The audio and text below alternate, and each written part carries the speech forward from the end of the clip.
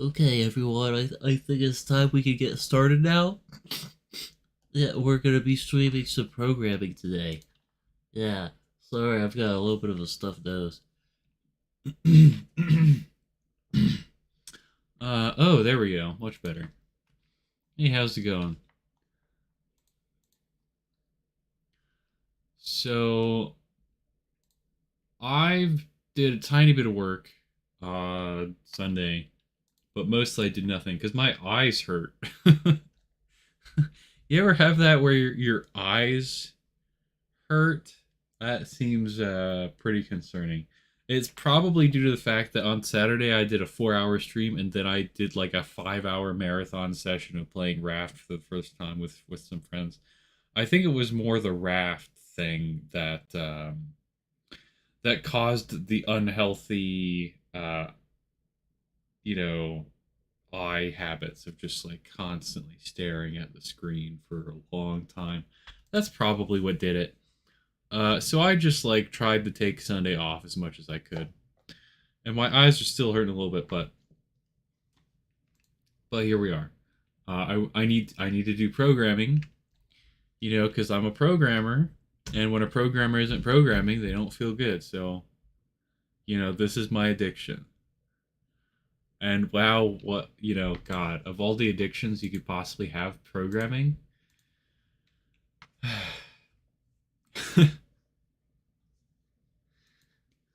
Yeah, I need to do programming in order to feel good, in order to feel not even necessarily good, but just normal.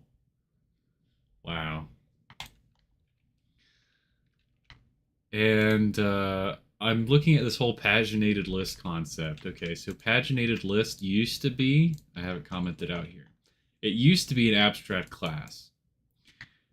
And I'm not totally sure about this right now. I'm not sure how I feel about it really. But one thing I really don't like about abstract classes is that it has these things that are hidden. It has like these hidden attributes that I don't like hidden attributes. And I don't like the super constructor. I don't like that. I think that's lame.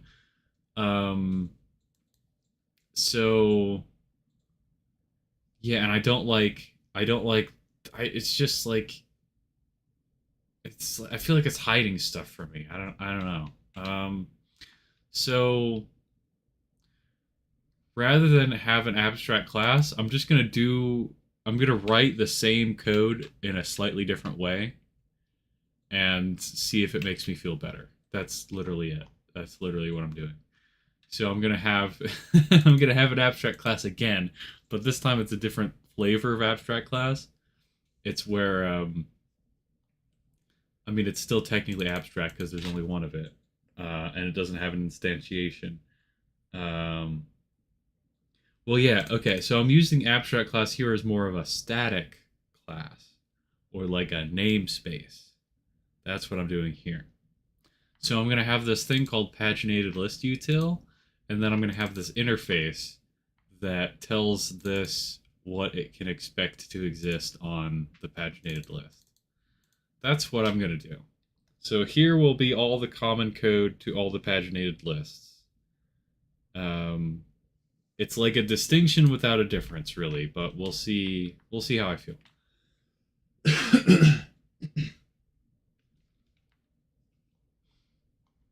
And I was in the process of making stuff work with this.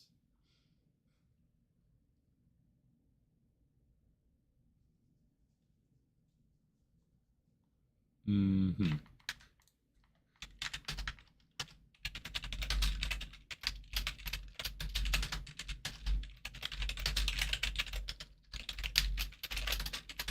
Oh yeah, and the reason why I actually need paginated list to have next page and previous page is because the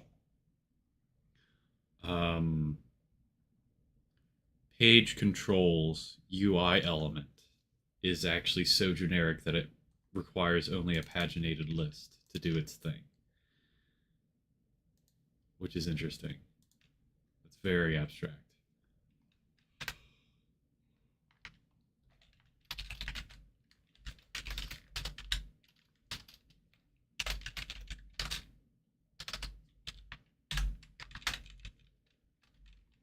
Hmm?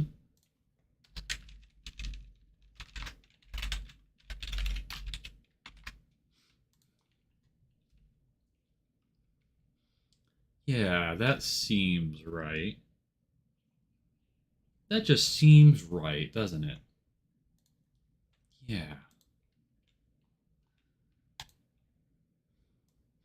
So these are going to go on all the lists. Might as well do that now.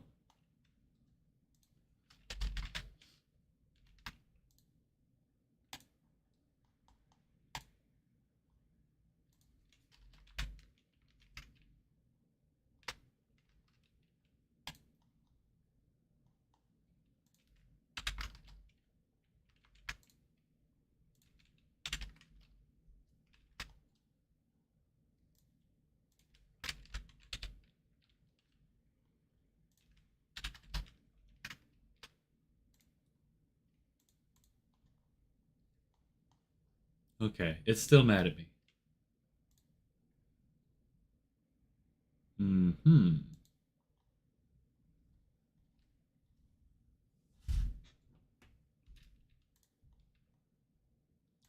So this does need to be public. Okay.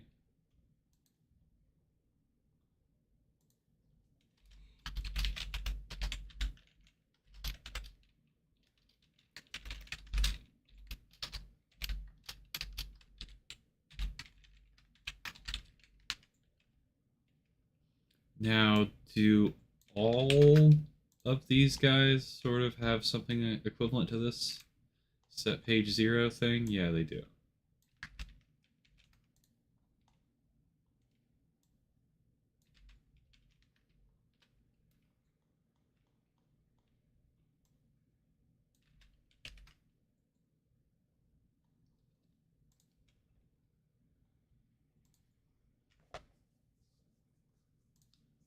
Um, anything else? Oh, these are any's, right? And I don't like using explicit any if I can help it. So maybe I can go. I anticipate having to dive deeply into some of this. Um, huh?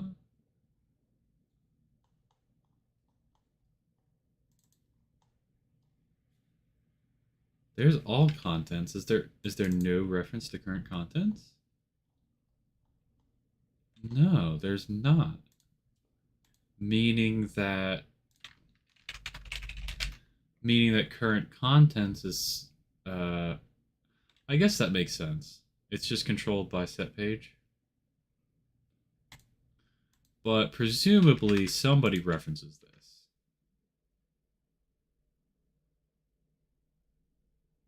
Hmm.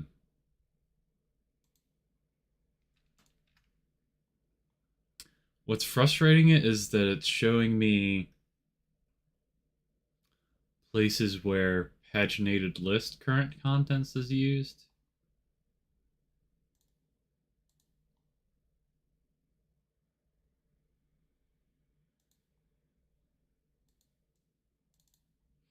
Aha. Yes. Radio table gets an array, a current contents array.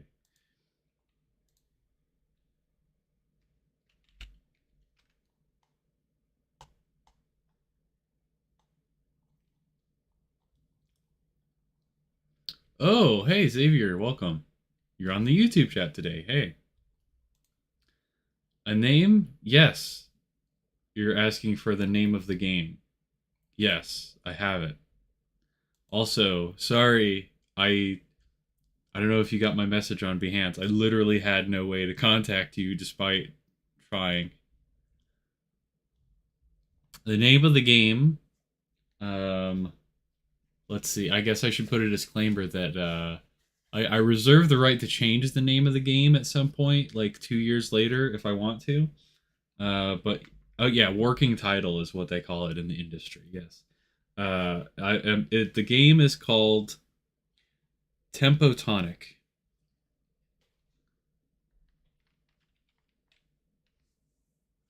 I did make a Twitter account. I did make a Twitter account. It's TTrumpet63. And I can't message you. Like, it won't let me. I tried, and it just says the message failed to send.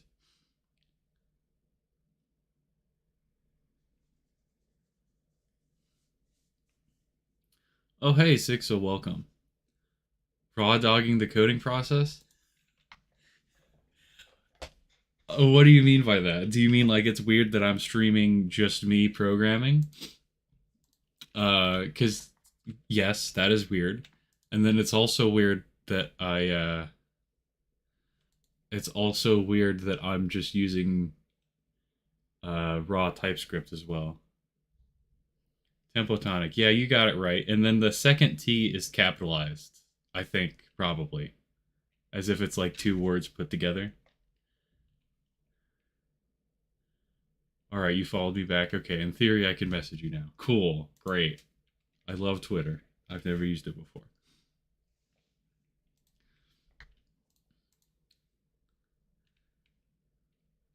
You like it? Good. I agonized over that name for a very long time, and I still don't like it that much. But I think I could grow into it. Oh, jeez. Anyways, this radio table. Ooh, look at this nonsense.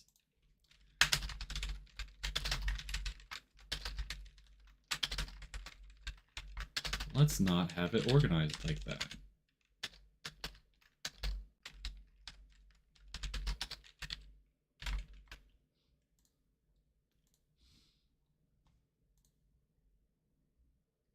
You're gonna get cooking.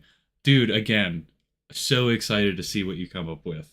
And incredibly grateful. I have no right to criticize whatever you make.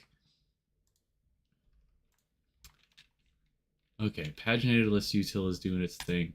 So, like, okay, what is the data type of my contents in my storage list? I need to figure that out.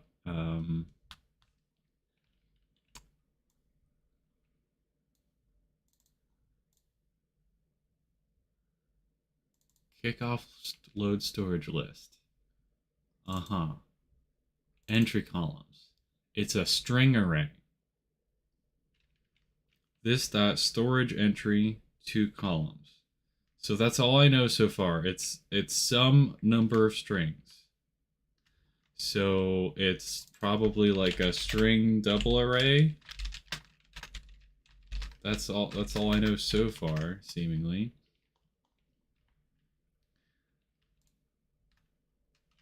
Uh-huh. Storage client dot iterate. Huh? What a type of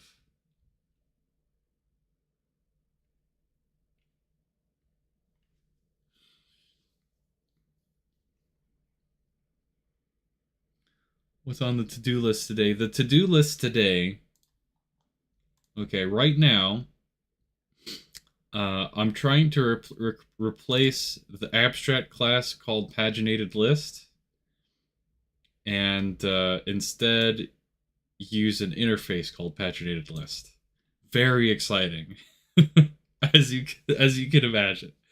Um, and if that goes well and doesn't take all day, the next thing I should be doing is I'm going to look at the hold connector tiling logic. And in theory, there's a built-in thing in JavaScript where you could do it better than I'm currently doing it. Because I'm doing the tiling manually, and supposedly there's stuff built in that lets you just have like a repeating image. Yeah, that's where I'm at. That's what I'd like to get done today. And then, there's like 100 other things, obviously, that I could. There's no shortage of work to be done. Oh, yeah, and I pushed this stuff, so I'm just going to go ahead and delete that. Did I see the Kick app is out? No, I didn't know that the Kick has an app now. That's neat.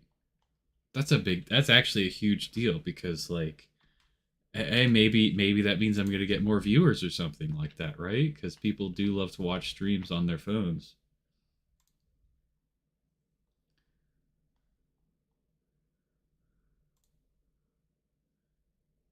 Storage list. Yeah, what is this storage client.iterate? Like, I wrote it, obviously, but that doesn't mean I know what it's doing. Sadly. Okay.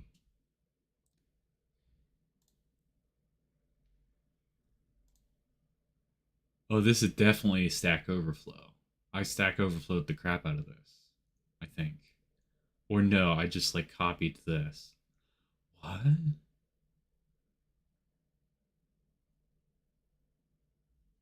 So it you pass in a thing. Huh. Why? This doesn't add anything though. It's literally it's literally identical. I guess it's because this client is like a wrapper of offline storage.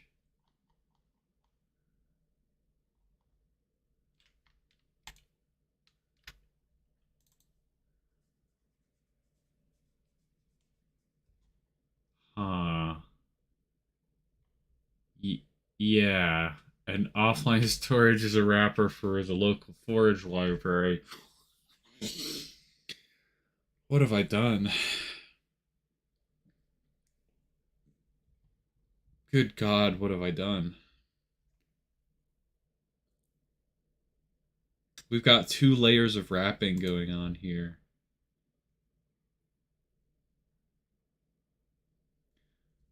Um, sure. Why not? I I guess that's cool. Um, okay, this is what I was looking for the whole time. It is 4 wide. The row has 4 columns, I believe. Yes. Amazing. Okay.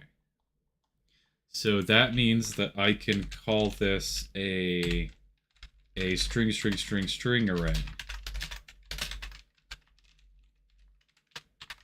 That's what I wanted.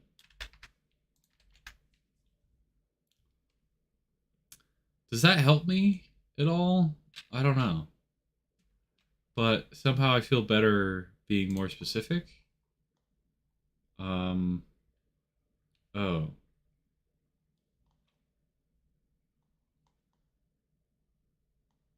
Oh, well, this returns a string array, not a string array.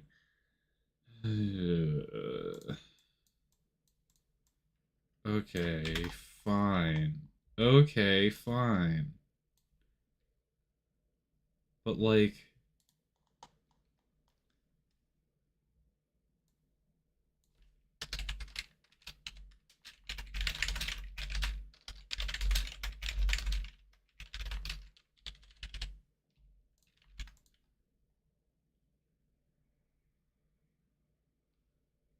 Is there...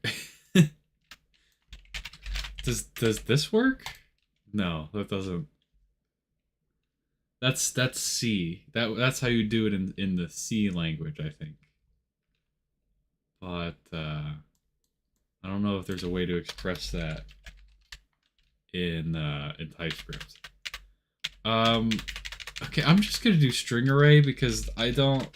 It doesn't matter. It can't possibly matter, right? And this seems more flexible. It seems so silly to write string 4 times. Like in what universe would I do that? I don't know. Oh, what am I doing? What am I doing with my life? Um. Anyways, okay. Let's look at the replays list now. Yeah, basically, this seems like a reasonable pattern. Okay, timestamp, score string, stored size. Yeah, okay. It's maybe they all are string arrays, right? They're pretty much all going to be string arrays because they get displayed on a table in HTML, and HTML wants strings to display to the user, not other things. So like maybe it's like a, no duh. Online playlist is not happy though. Why is it broken? Oh, I used set page 0 twice. Well, that's pretty understandable. There's an initialized function, and then there's also this filter contents function. Yeah, that makes enough sense, sure. When you first load the page and when you filter it, it returns the page 0. Yeah, no, that makes sense.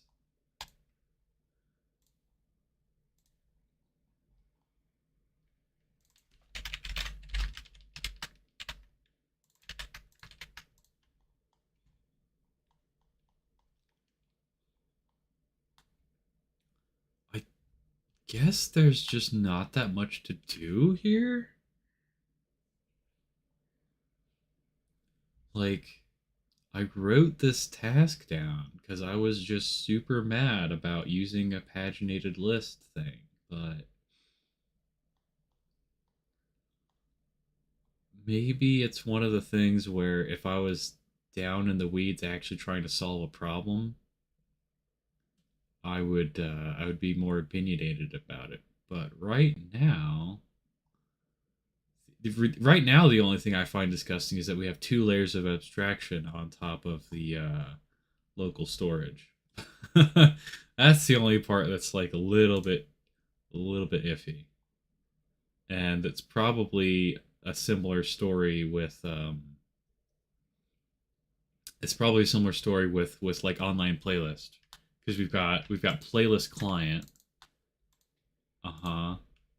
We've got playlist client, and then we've got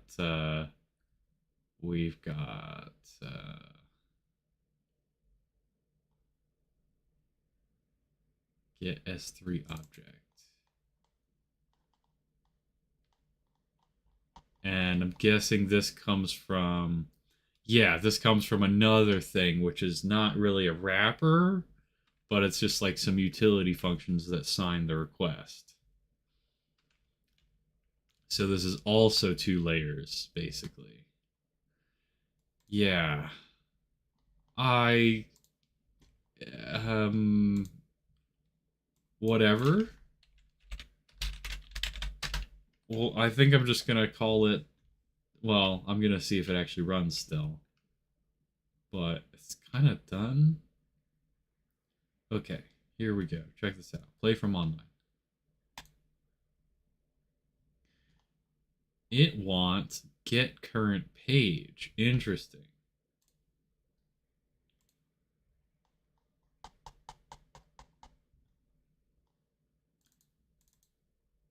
It wants to be able to call get current page.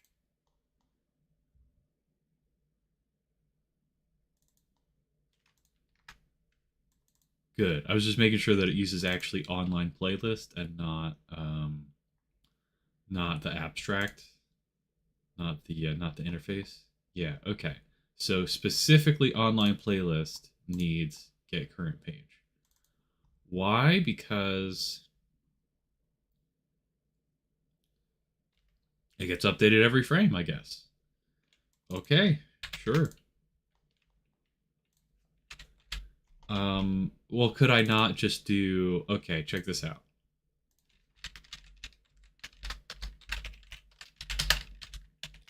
Boom. Don't even need a function. Literally just directly get the data.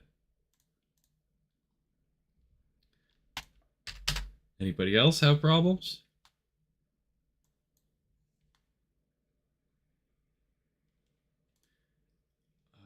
Seemingly no. Okay, amazing.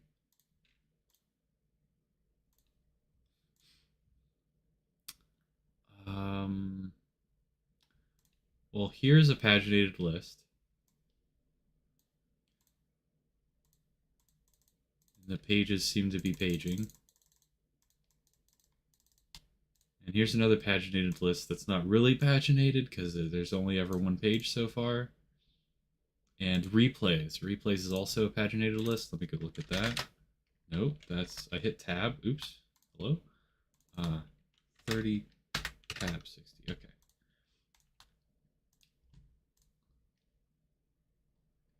Yep. Yep. Good. That's right. Um, were there any other paginated lists? Online playlist. Leaderboards. Leaderboards are a paginated list, so I should go look at that.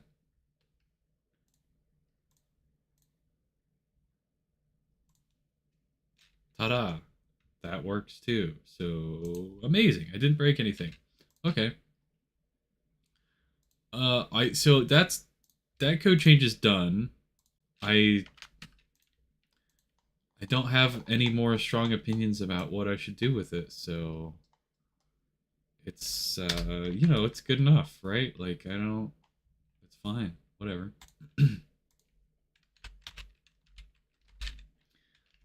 One thing, however, is a bug left over from last time.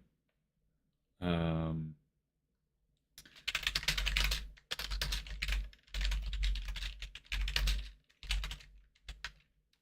we need to go fix our UI.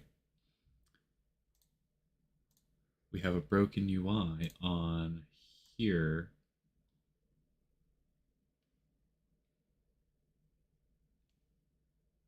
Here, yeah, set username.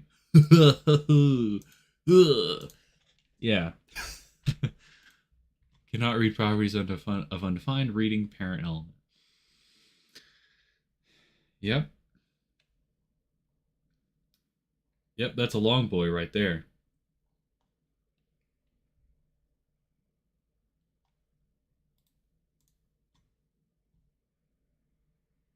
Hmm. Look at that labeled input. Oh no. No, that's right. So the username. Wow. This is weird. Yeah, look at this thing.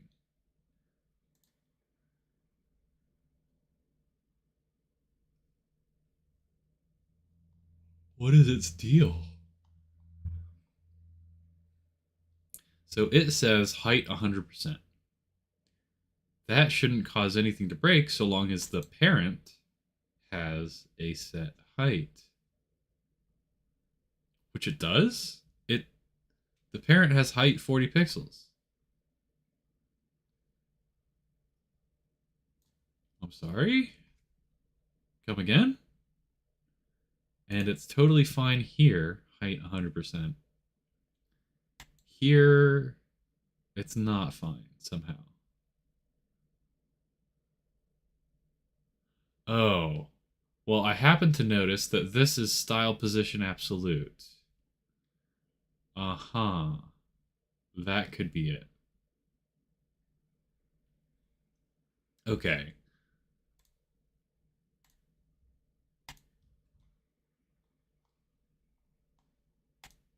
We're done with paginated listing, I claim.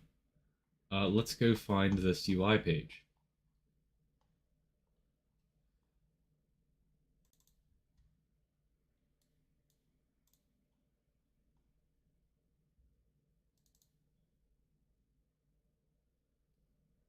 Mm-hmm.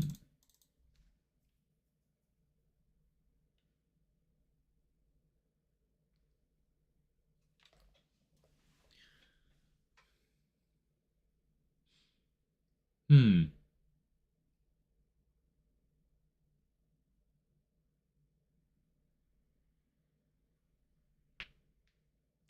This seems reasonable-ish. Maybe what I would do is this. I would get the parent.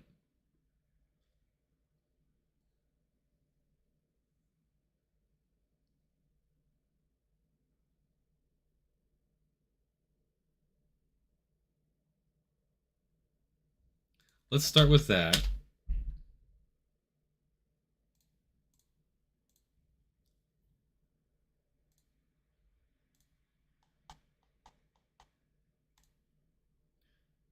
Progress.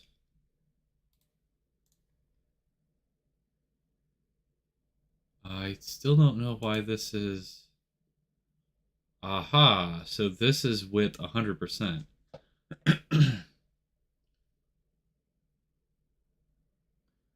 which would be the whole width of the window, which is not what we want.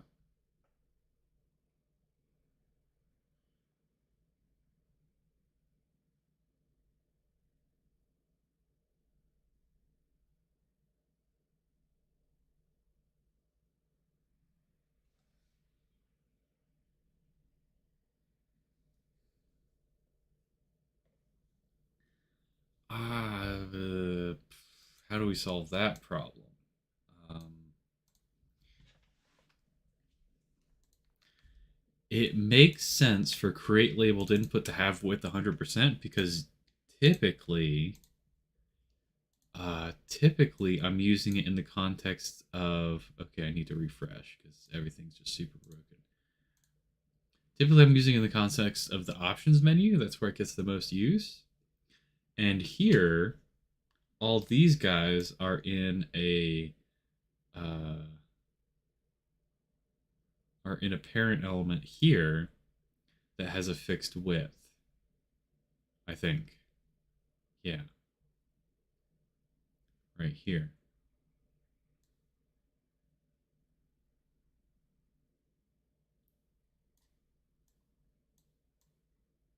Oh, that doesn't work. I feel like that should work, but it doesn't want to work. Oh well. Aha.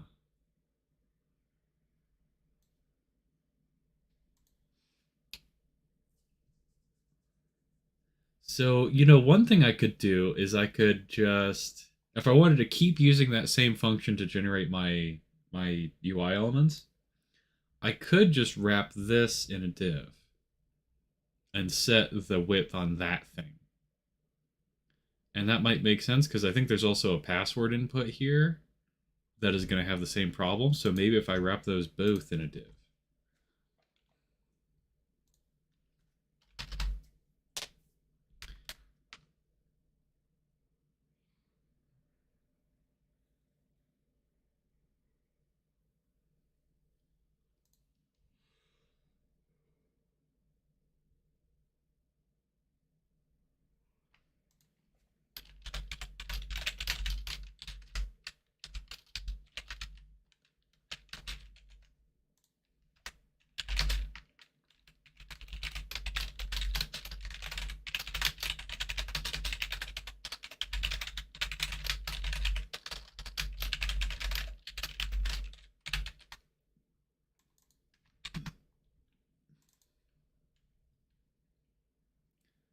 Yeah.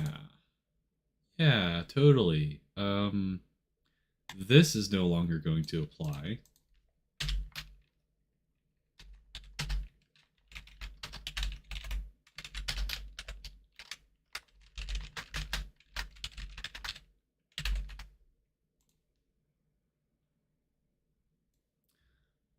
Well, I mean, maybe we'll kind of do it. We'll do it on. We'll do it to the parent. We'll do it to the wrapper.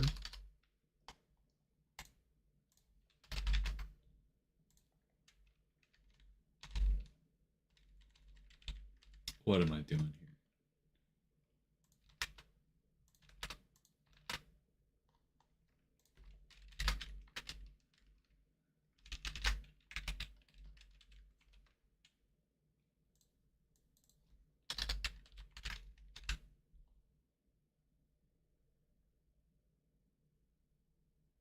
Hmm. Oh. Okay, I was wrong. There is no password input currently. There will probably be one day. There's just this like input button here at the bottom that's supposed to be there at the bottom. Curious. Okay. So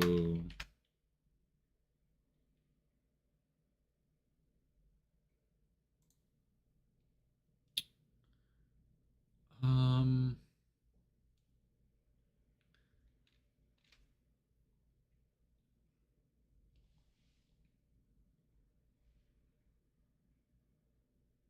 where do I get the username from? Oh, okay. Aha. And this is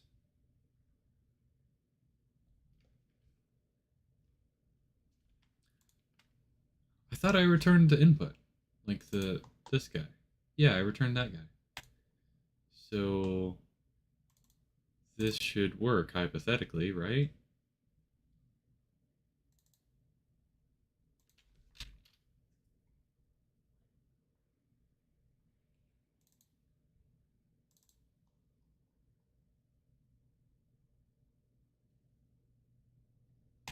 Let's see what this does. This probably won't do quite enough yet.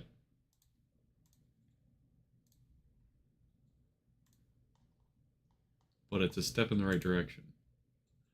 Wow, cool. Can I read properties? So I'm trying reading parent element. What is your deal? Where is that happening? Line 19, supposedly.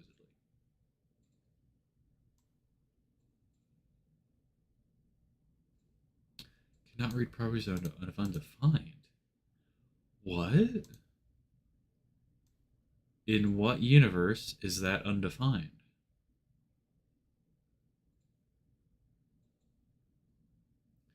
Username input dot element is not undefined, I think.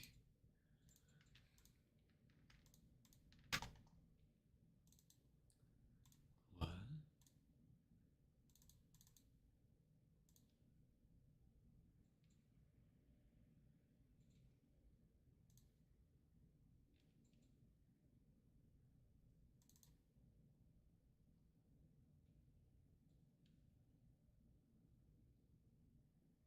That doesn't make any sense to me at all.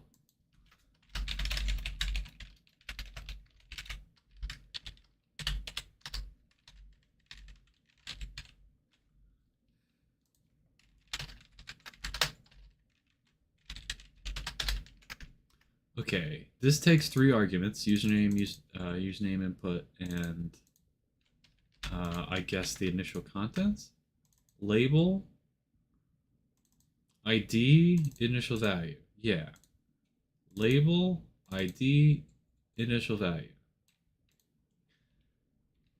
Yeah, so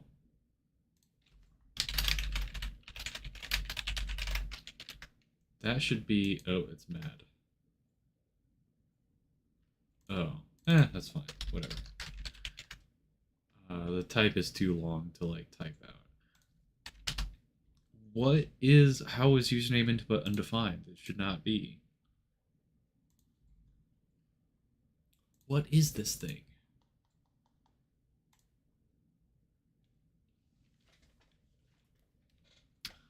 Oh? The first run through the loop, it's normal. The second run through the loop, it's undefined.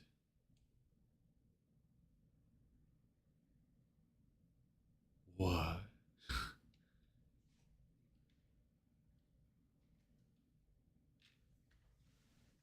Already exists, it says.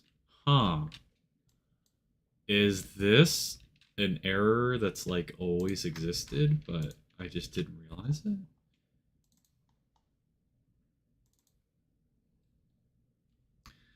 Yeah, it probably is. Huh.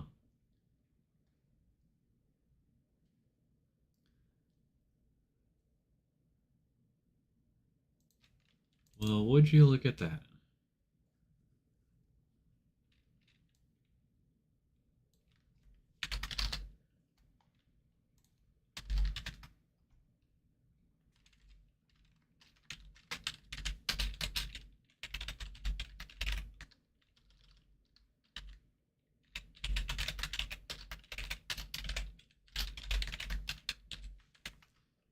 That should work.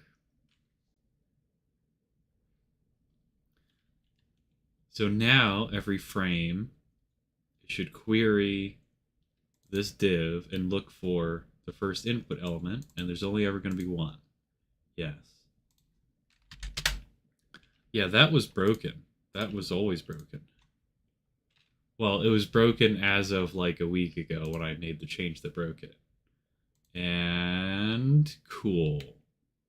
And cool. Not access input before initialization.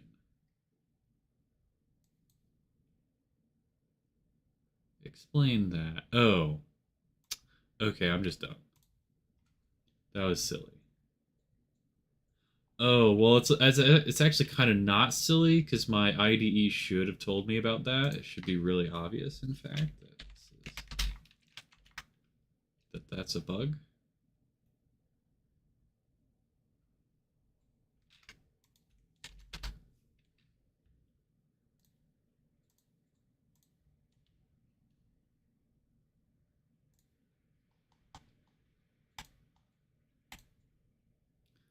Brilliant. Brilliant. Very good. Okay, we can get rid of that console.log now.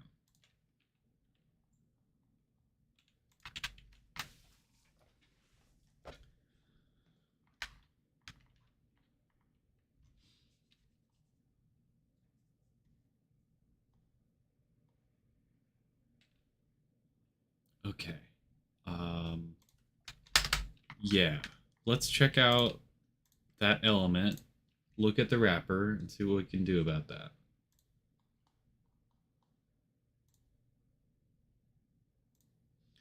Oh yeah, it's like hidden. Where is this thing?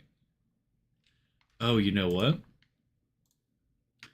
I did not add this to my document, I don't think.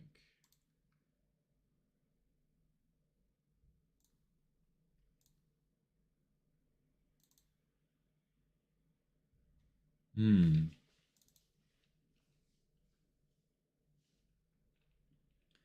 I do document.body.appendChild div.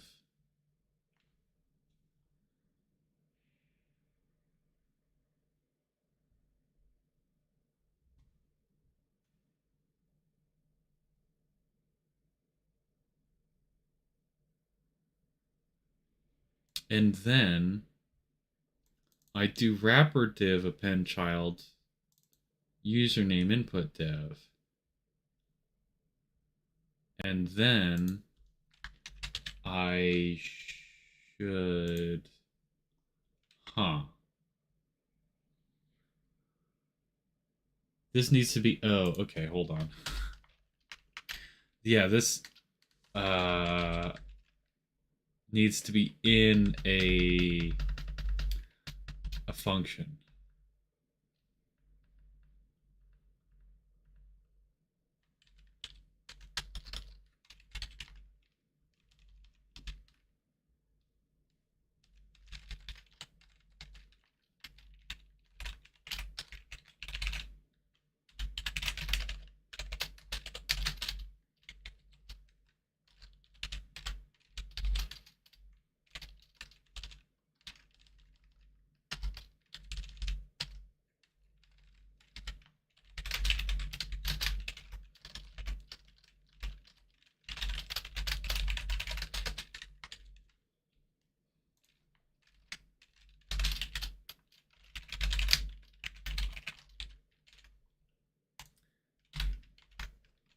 Yeah. Now that makes more sense.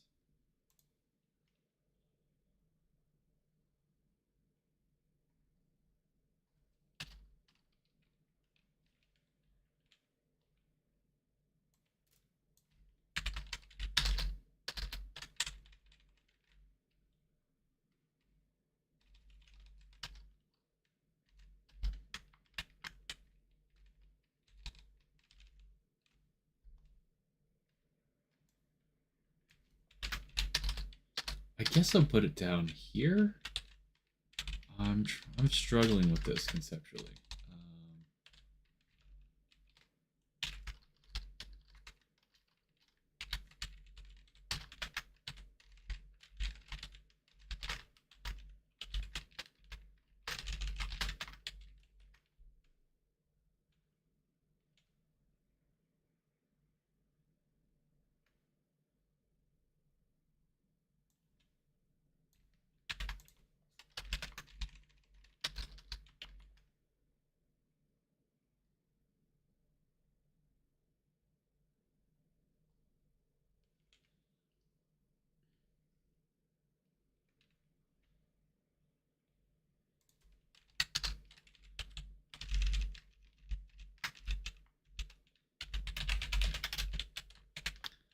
I claim this is supposed to work.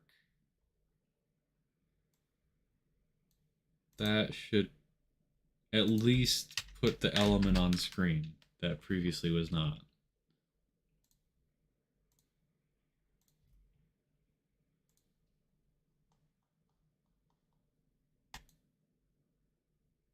False.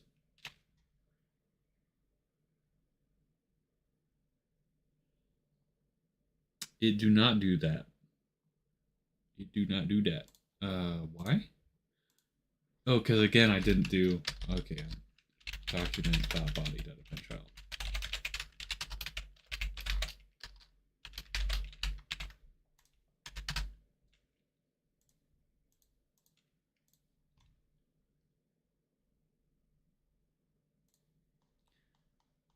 Put the element on screen for heck's sake.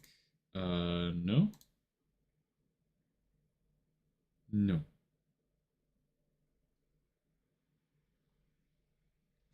No, it is not on screen.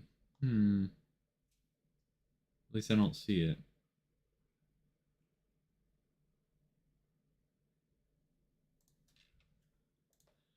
Oh, you should totally, hey, try saving the file when you make changes to it. That might get the element on screen. That might put the element on screen. Hey, if you want to put the element on screen, save the changes to your code. Pro tip. Okay, so that is mission accomplished. It is on screen. It contains this child, which has the two colors. Yes. Yes, yes, yes, yes, yes.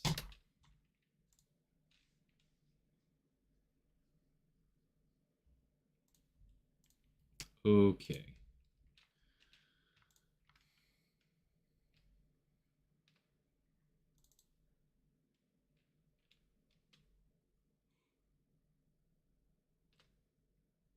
What is the purpose of this line? What? What does this line do?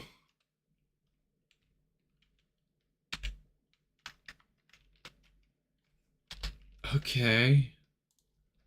Ugh, old crusty function.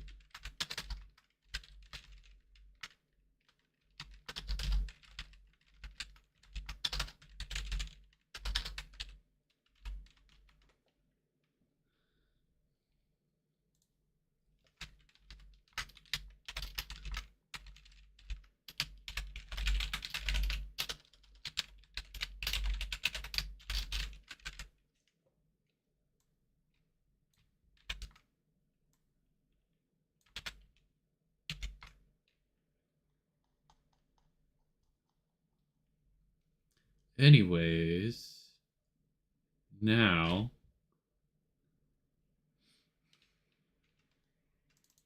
Oh, I call set position. Set position sets left and top. Yes, correct. It doesn't set the width.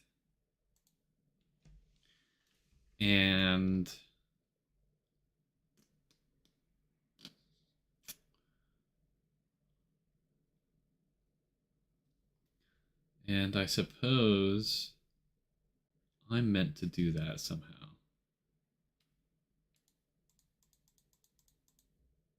Because I don't think this will magically do it for me.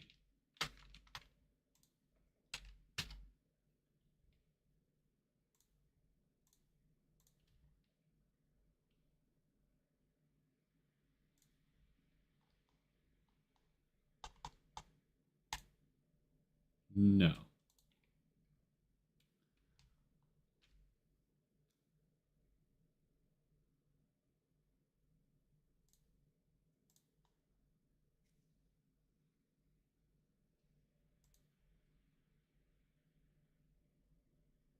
Okay, so I just have to create a CSS class to do this, right? Yeah, I can do that. Oop, hold on a second.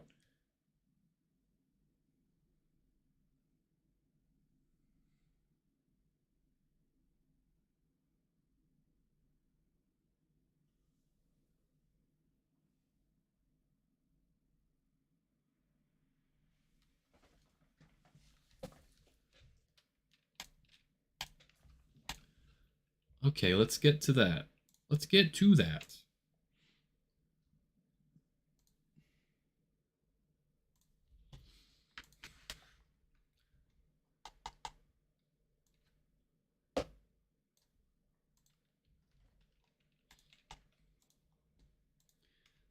I don't suspect username.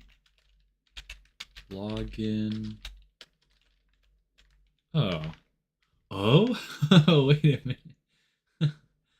So there's a huh. I don't think I use this class anywhere. But indeed there used to be something for this.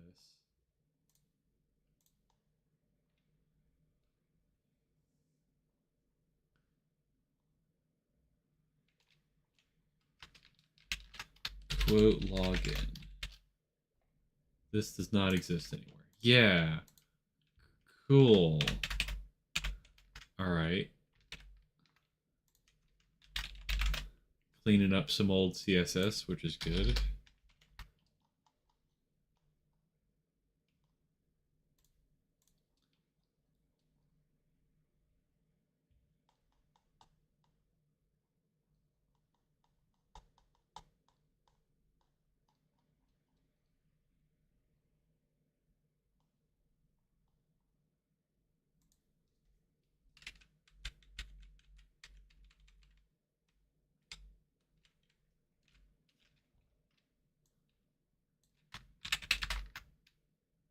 Text area dot label text area. I'm pretty sure this is old too. Yeah. Just dot label text area doesn't exist anymore.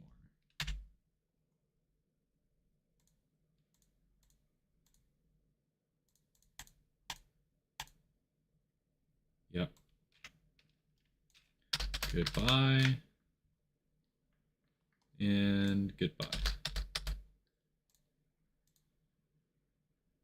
Also goodbye.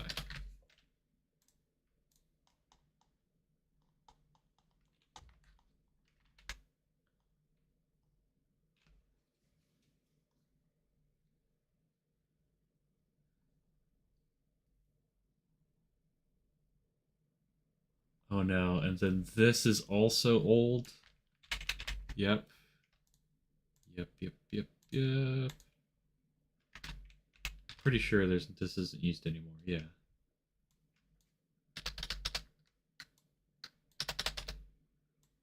This is the best. Yes, deleting code is actually the best thing in the world. We should do this all day. Yes.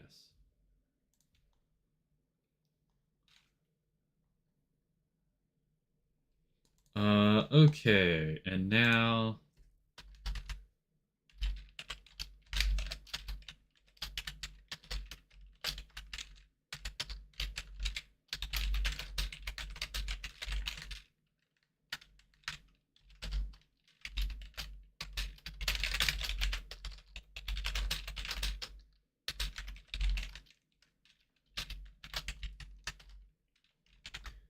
so what do we want to call this div? We'll say username wrapper.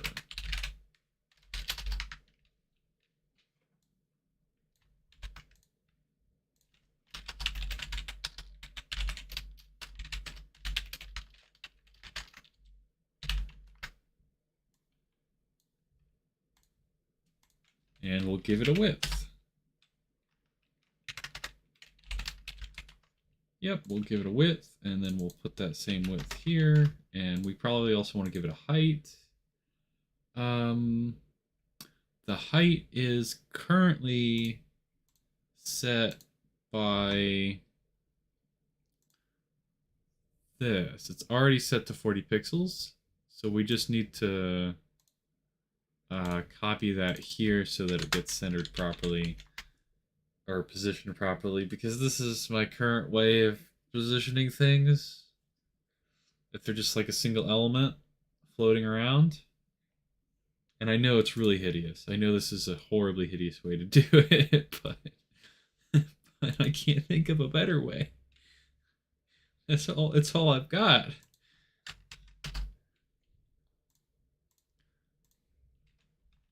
Okay, now this should be working.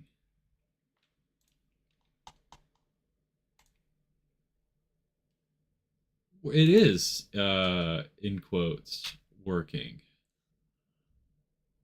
You know, this 65% down thing is probably totally wrong, right? Like relative y, it should not be 65. It should be like 1 minus 65, which is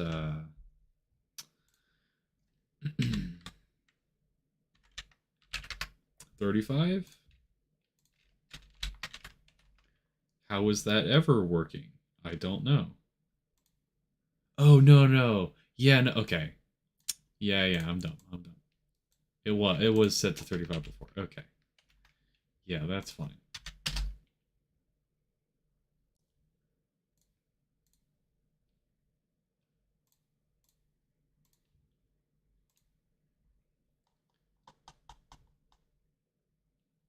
Set username. There we go. More or less, that's what we want.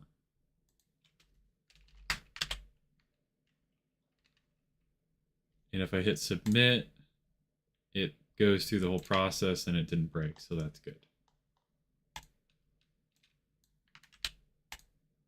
Okay. That's mission accomplished. That's mission accomplished. Sweet. I'm kind of amazed that this works, honestly. Like, where is it? Where is it? Create labeled input. Creates a div with the input and all that stuff in it, and then it adds it to the body of the document.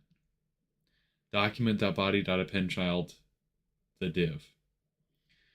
But then I create a new div and I append that div, which is already a child of the body, to this new div.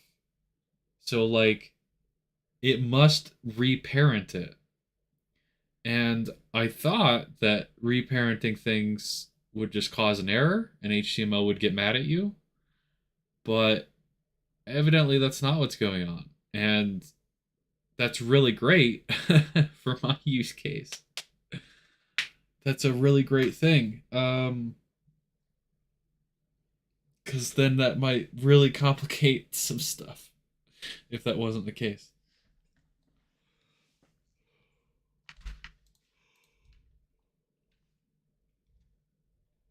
So great. Delightful.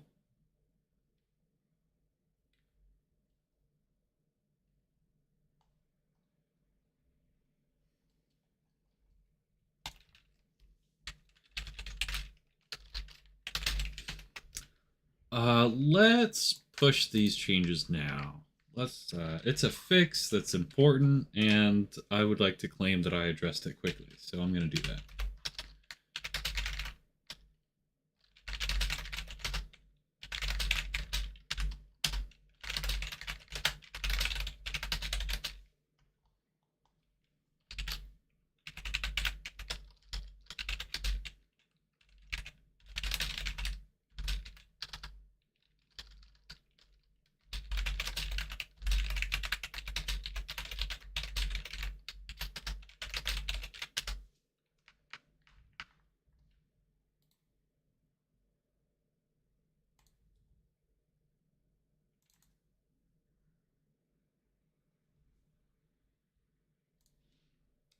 Okay, the changes are live, and I need to post it in my Discord as well.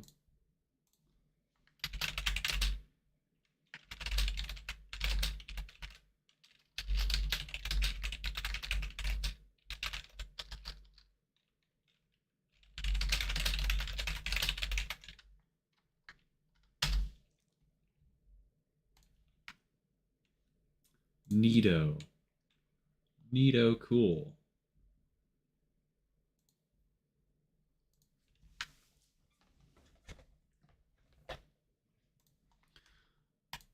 And now it might be time for the hold connector tiling logic.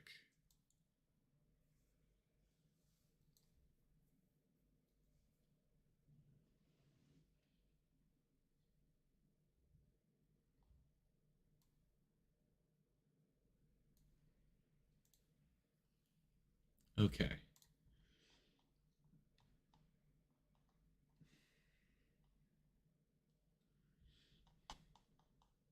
Let's go find, I think it's display manager.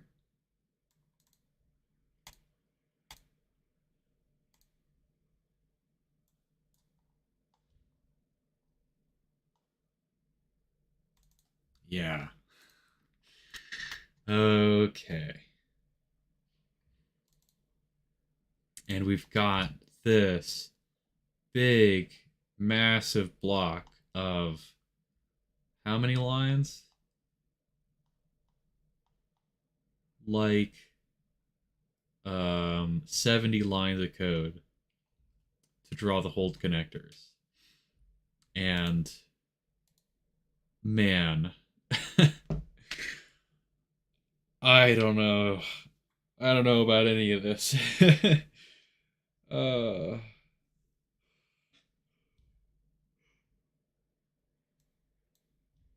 yeah, because there's like this for loop here.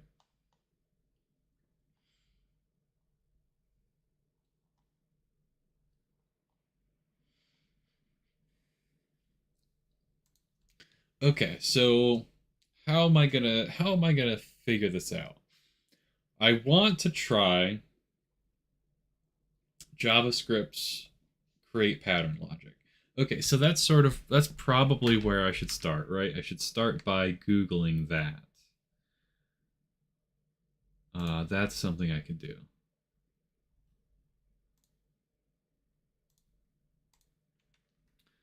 Create pattern.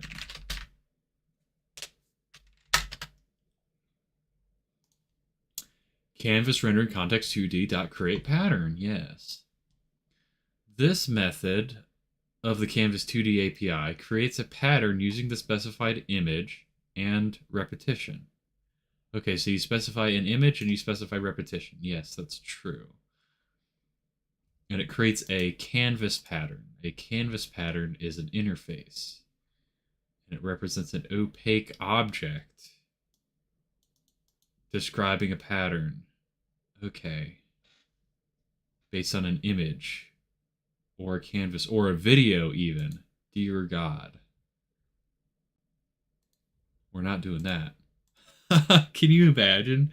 Can you imagine a rhythm game where the note skin was just videos? Oh my lord. That would be a huge disaster.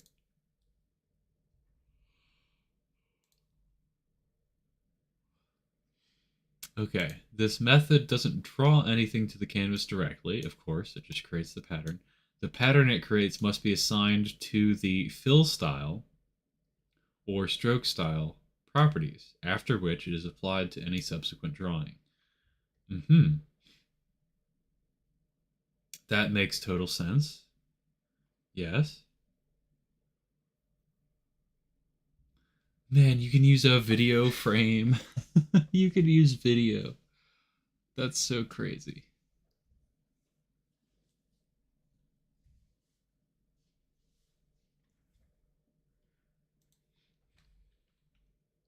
Okay, so the thing that I want to do exists and is possible, so that's good. Um,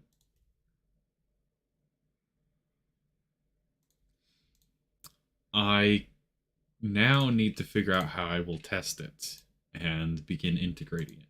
So what I'd love to do is change as like a first step. We've got this cute little preview here, which will prove very useful for development. What I'd like to do is sort of draw a rectangle on screen over top of my current pattern logic. Just draw a rectangle to make sure that I have the information I need to do this. Like I have the variables at the ready. That's where I should start. Yes. That is where we will start in about 5 to 10 minutes after I'm back from my break. All right. Terribly sorry, but every Monday I make some time to text my brother. So I'm gonna go do that. And it's been an hour, so like, you know, stand up, walk around, do that kind of stuff, right? And yeah, see you soon.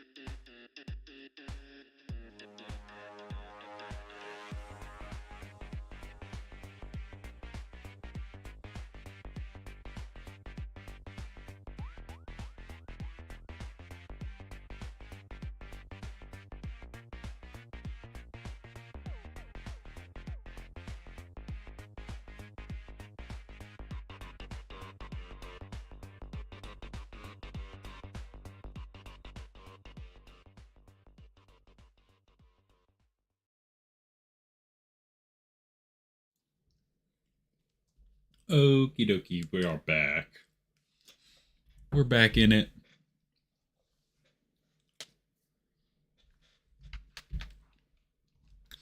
All right. Once again, our task is to draw a rectangle around the what I'm calling the connector.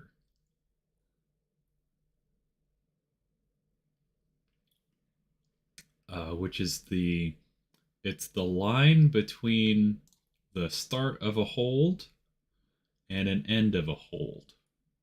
Hold meaning the rhythm game term for a note that you have to hold down for a certain period of time rather than just press.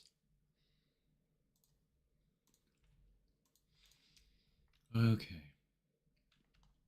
And yep, we've got some spaghetti.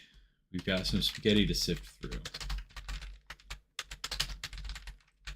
Spaghetti that we wrote potentially multiple years ago, I think. And I remember being very proud of this code. Well, I was proud of the technical complexity of this code, like the conceptual complexity.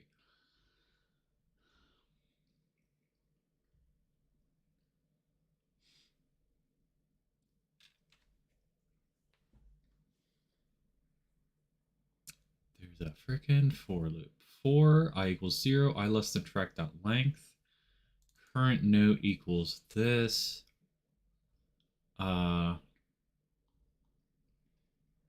Right.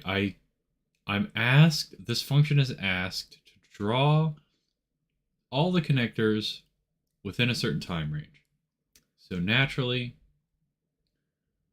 and it's on a specific track. Okay, so in a specific time range on a specific track. And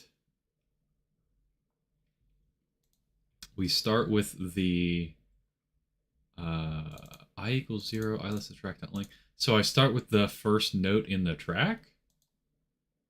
Huh.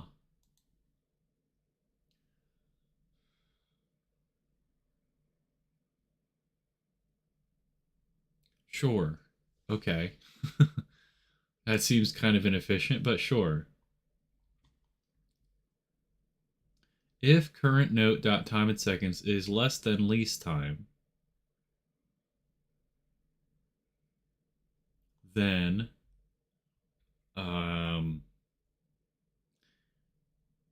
there's also this concept of a note stack. Cool. If current note dot type is hold head or roll head, then you push it onto the stack. Yeah, that makes sense. Or if it's a tail, you pop the head off the stack. Yeah, and then if it's neither of those things, then you do nothing. If the current note dot time in seconds is less than greatest time, I don't really need to care about the intricacies of this.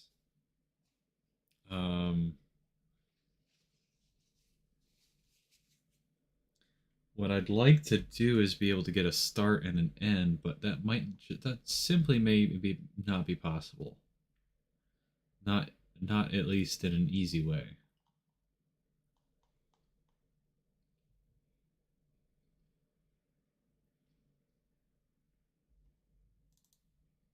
Start note, end note. Start note, end note. Okay. The start note and the end note have times. Yeah, okay. Sweet. Note start Y, note end Y.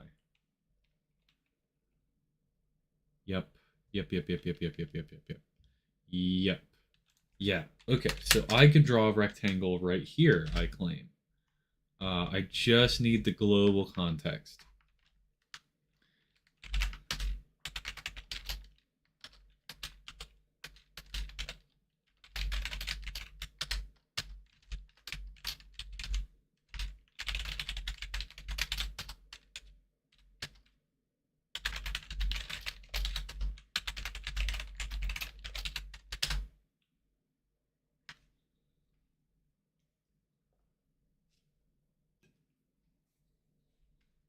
Hmm. Ah, okay.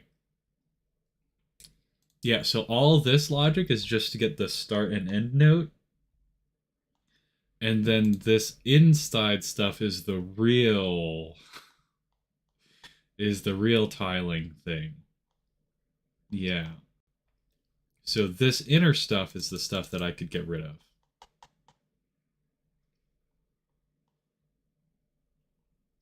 Or greatly simplify.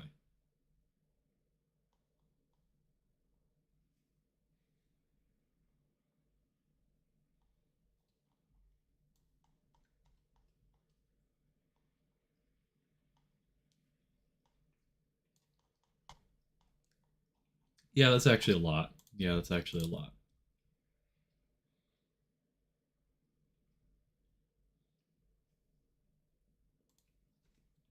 Anyways, let's start with the rectangle.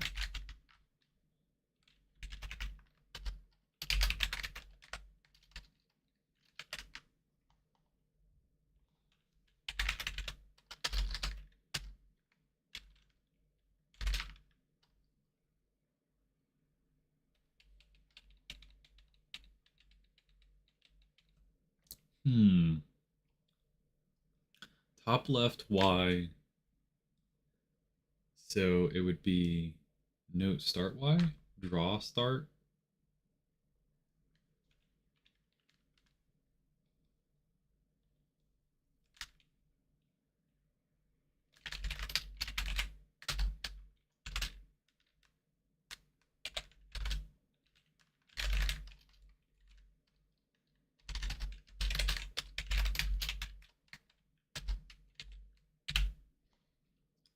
That's the width and the height. So I have the center X. I'd actually like the top left X.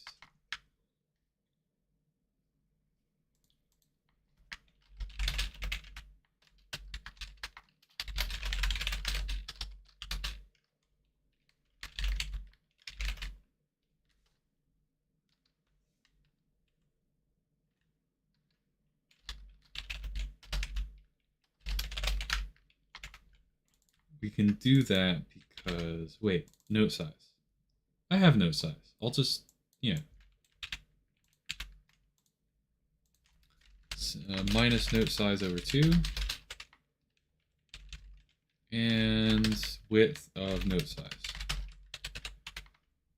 And how do I want to style this rectangle? CTX dot, oh, I gotta put it here. CTX dot stroke style equals, let's do white. CTX dot line width equals, I don't know, 4. And let's see if we can't do that. Let's see if we don't see a rectangle.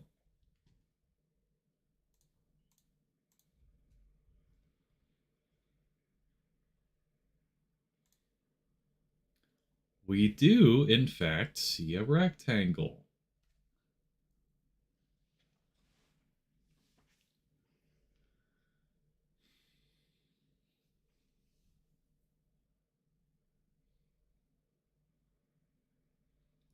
This is still slightly wrong.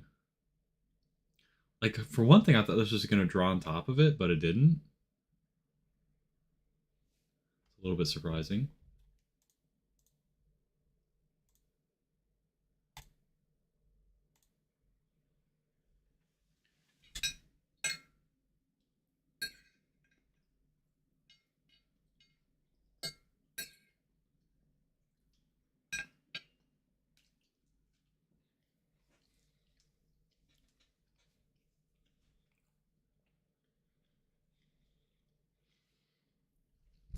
So I claim now our issue is,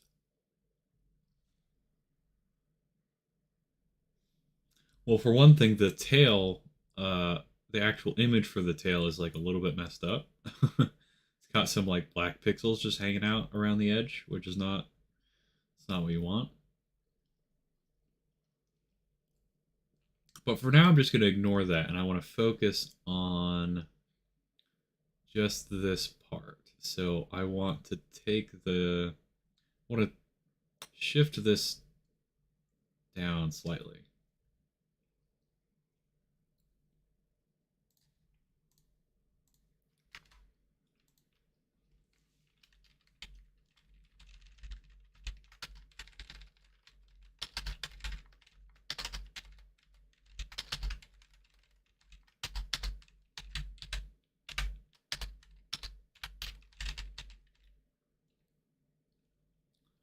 So the start should be plus note size over 2.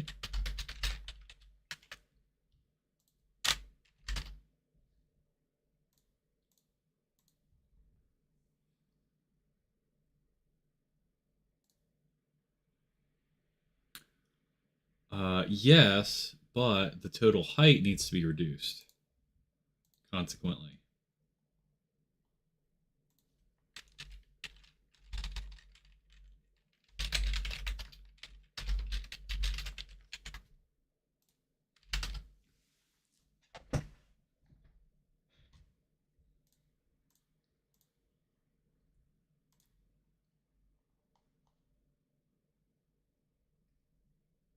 What? Come again?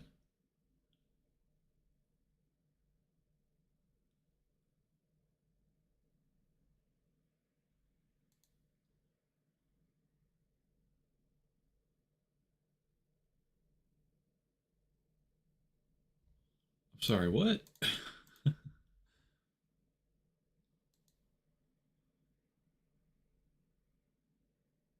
How did that...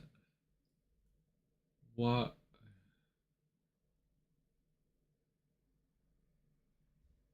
Huh.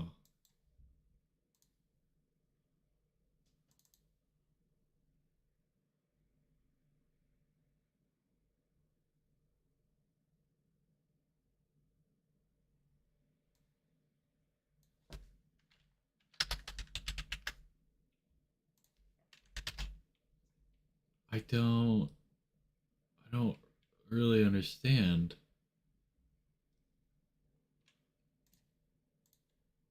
That's not how stroke rect works. That's just not how it works, dude.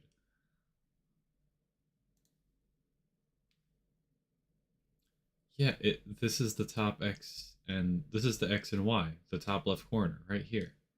And so if I just specify a height, if I just reduce the height, it should...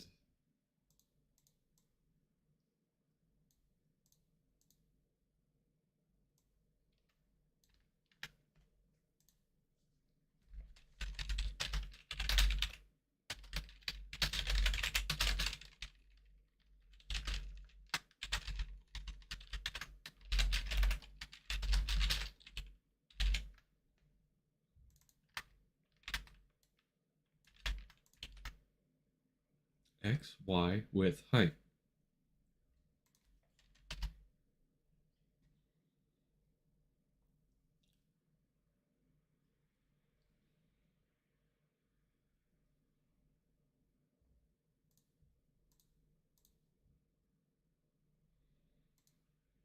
Oh, I know what's going on. I know. It's actually a negative height right now. Aha.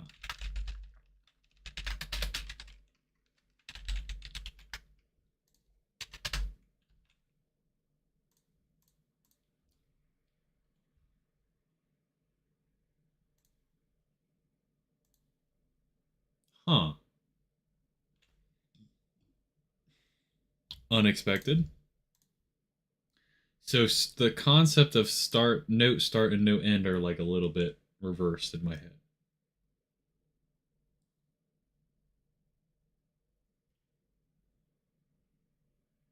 So it should actually be note end Y uh, that I should be starting the rectangle from. That kind of makes sense. No, that makes sense. It's the end of the hold. It's the end of the hold.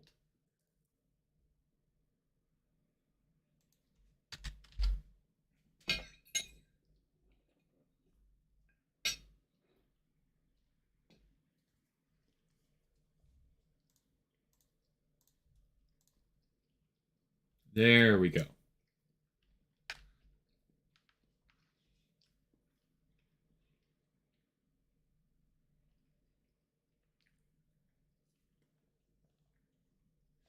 Okay, we've isolated our problem. And now, if I could, I'd like to turn off the current way of drawing this.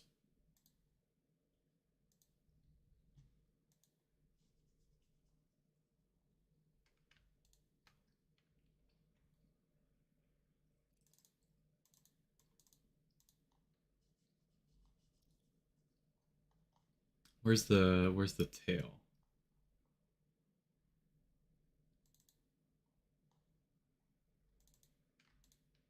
Who calls draw tail? Oh. Oh, it's actually a totally separate thing?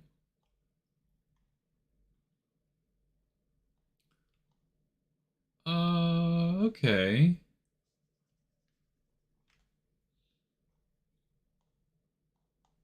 Sure. So if that's true, then I can just comment this out. And it'll just stop drawing that. But it'll still draw the tail. Yeah. Okay, perfect.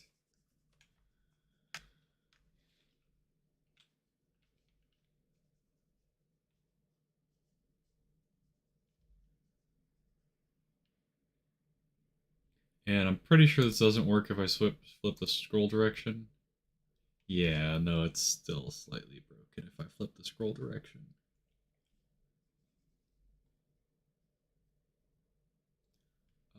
Maybe I fix that.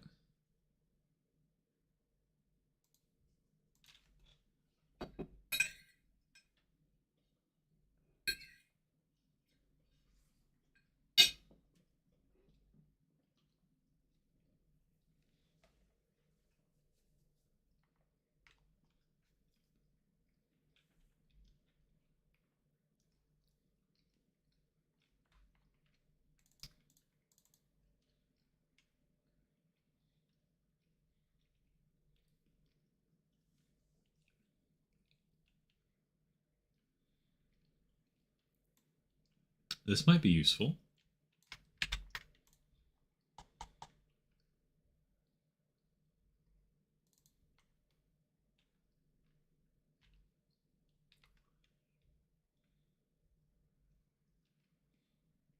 Oh, right. Huh. Yeah, there's also the problem of if it's off screen, there's no point in drawing all of that.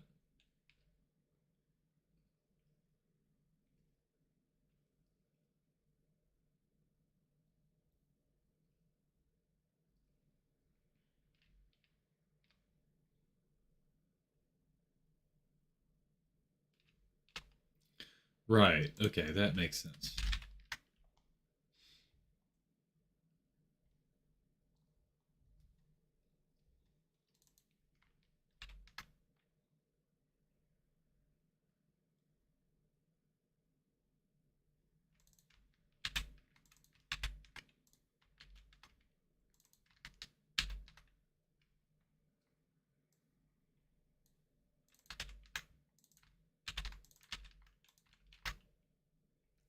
And I think that should be correct now.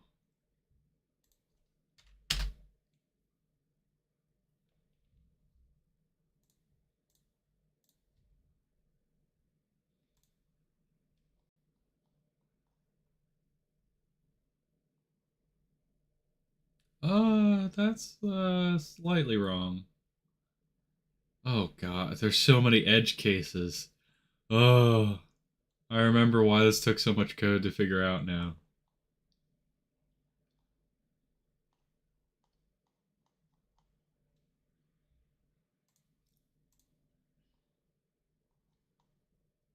Right, but it's working for up scroll. Oh, kill me.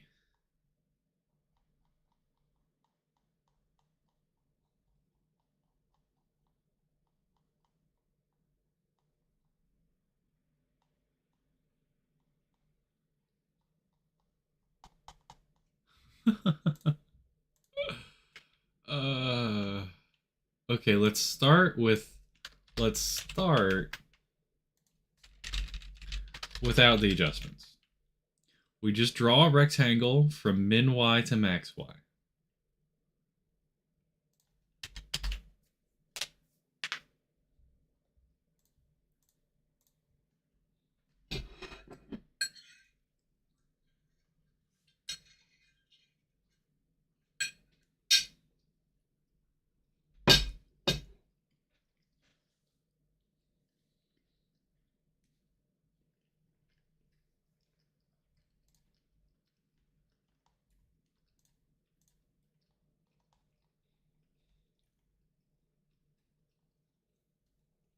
Yes. Okay.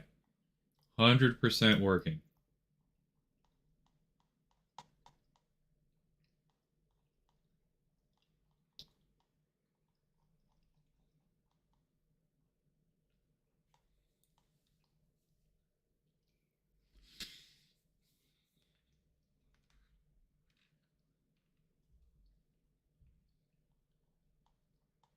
Okay.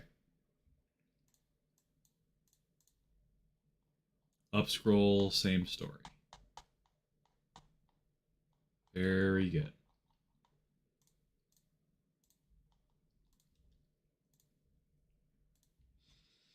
I have vague memories of basically doing this exact same process before. And I believe last time it took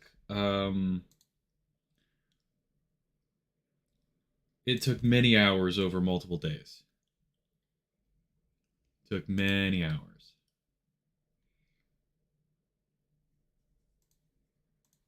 Hopefully today that's not the case.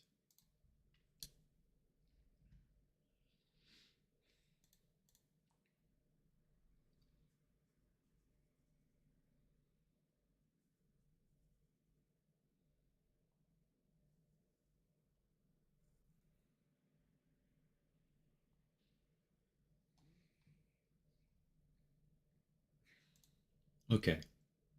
So draw end.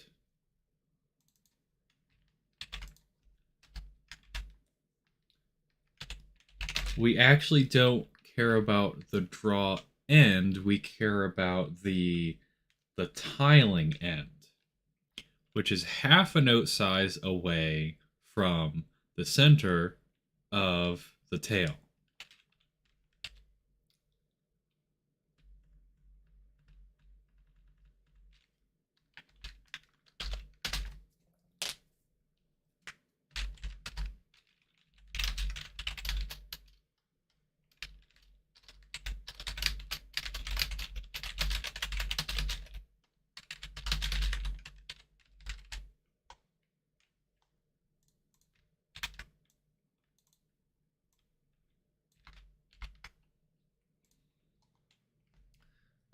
Away from, the definition of away from changes whether you're using up scroll or down scroll.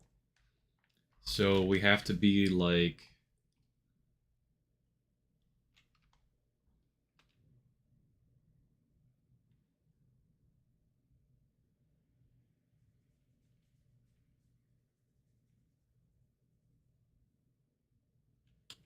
where's my scroll direction?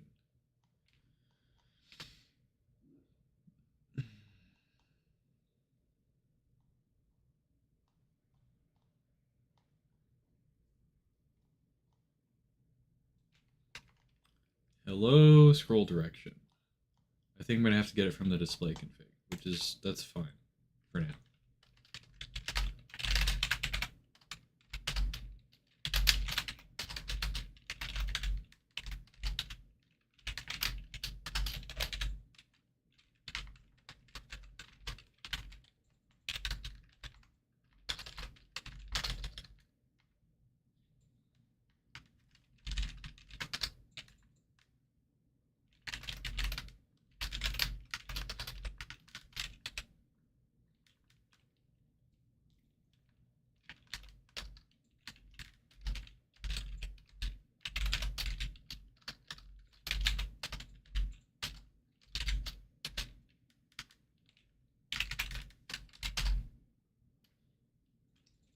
Okay, so if it's down scroll, we do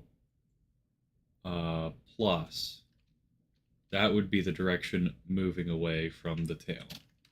Plus half a node size. Otherwise, it's draw end Y minus half a node size.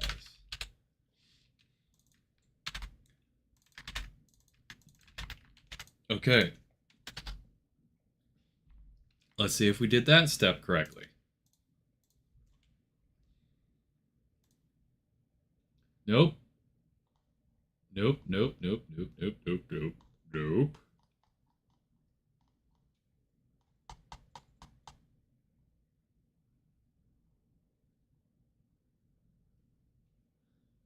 It's kind of correct, but it's wrong as soon as it scrolls off screen. Wait. Oh, okay. So I need to, right. These have already been clamped. I want the pre-clamped.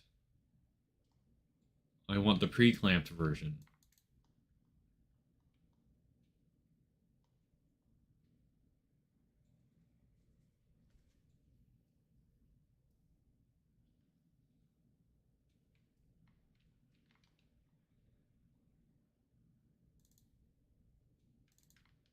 Right, so I use not draw end Y, but note end Y. Yes.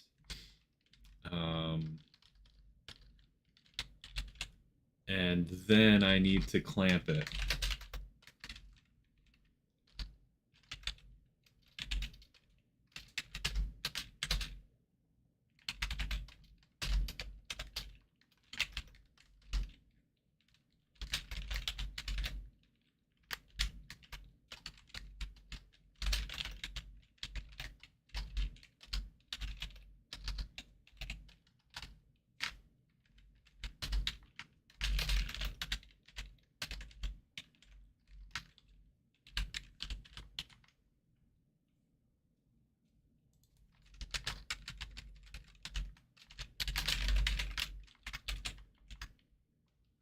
Got it.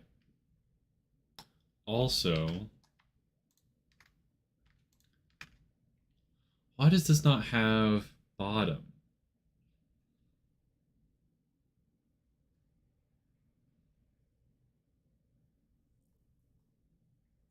Right? That seems like a nice thing you could ask for from your function.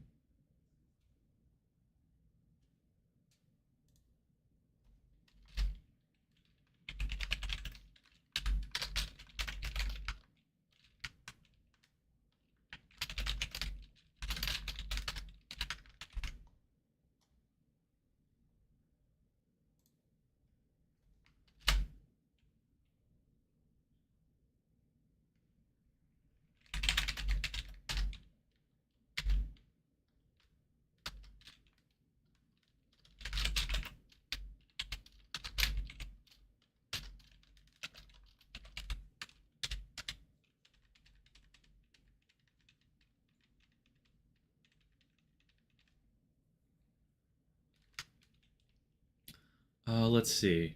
From the top left, so the bottom right, y is going to be y plus height. The bottom right x is going to be x plus width.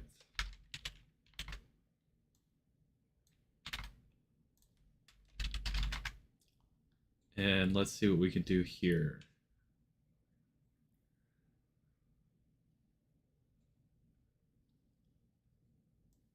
It'll be x plus width over 2.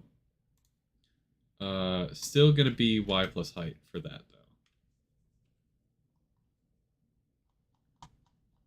though. Okay. And now,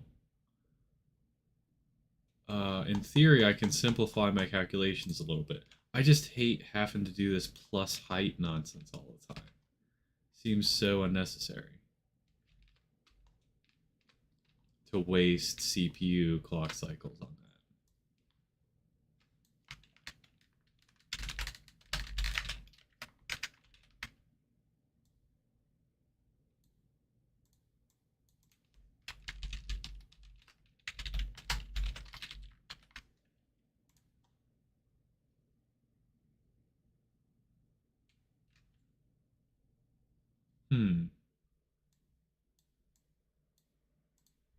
whatever.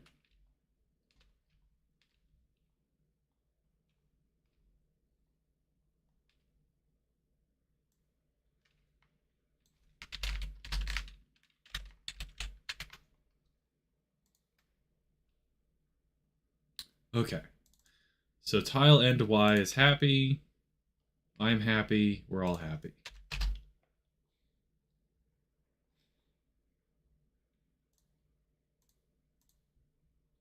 And this will work now. Yes. Yes, it will.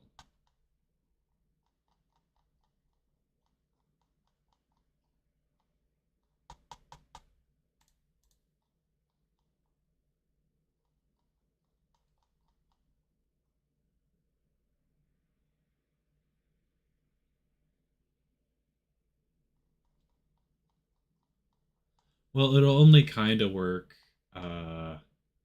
because like technically, if it's a height of 0 for the rectangle, we just shouldn't draw it at all, I think. Yeah.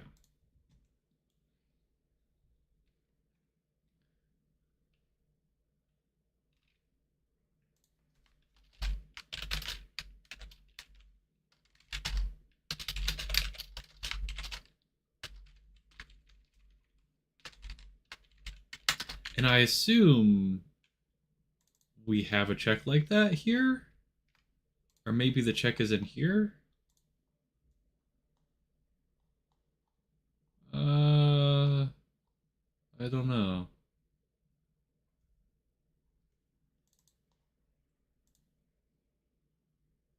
Oh well, whatever.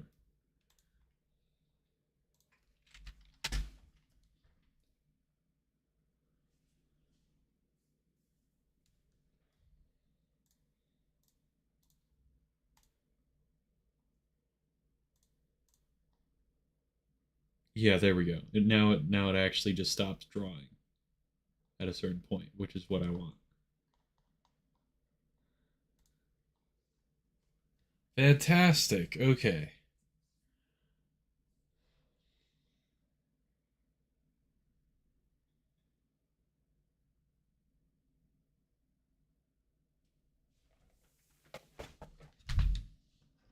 What's that printing undefined thing? Like right here?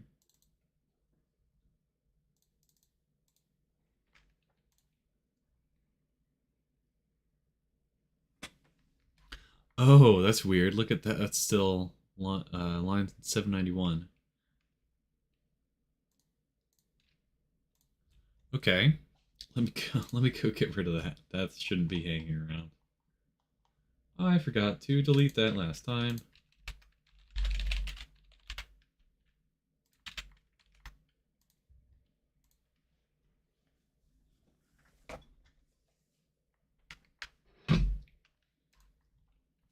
Okay. Now we can try the pattern, the create pattern nonsense. That is supposedly possible to get working.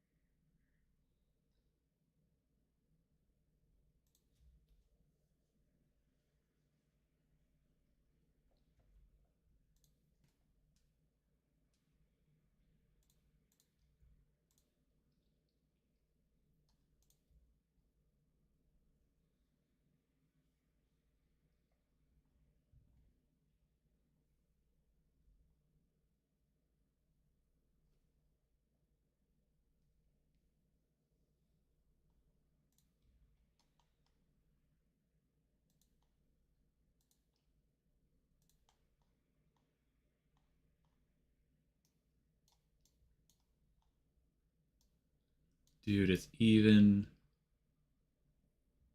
Well, it does not look like it's supported in Internet Explorer, I don't think.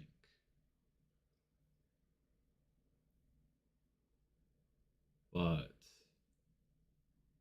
But nobody cares about Internet Explorer. Supposedly Mozilla's just like literally stopped tracking it. Only Edge shows up there. That's so crazy.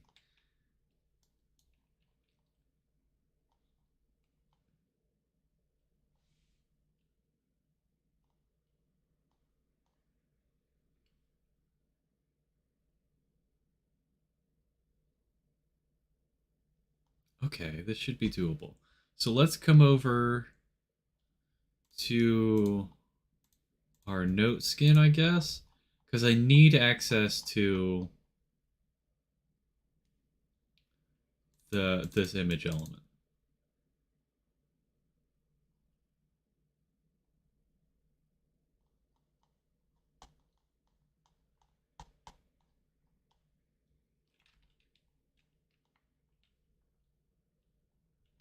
Draw start, draw end.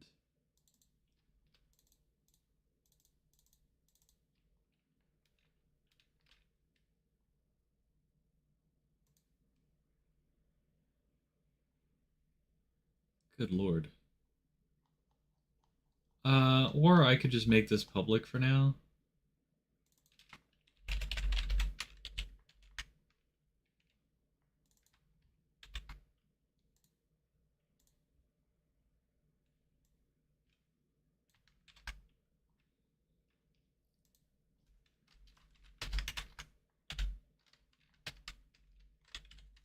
Okay, so I do ctx.create pattern. Oh, you know what? I'm gonna keep the rectangle there and do a whole separate call here. Okay.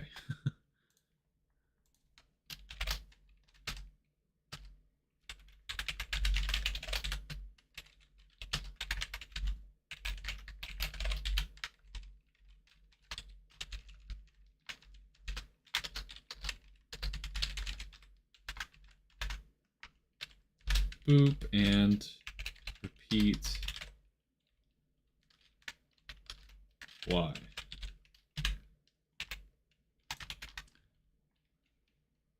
We did it. We made a pattern. And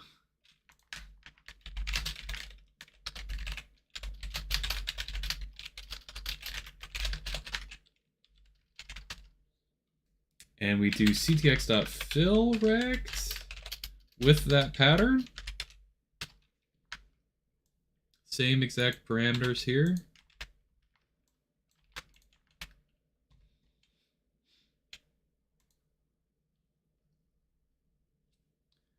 Yeah, this is going to have some problems. This is for sure going to have some problems.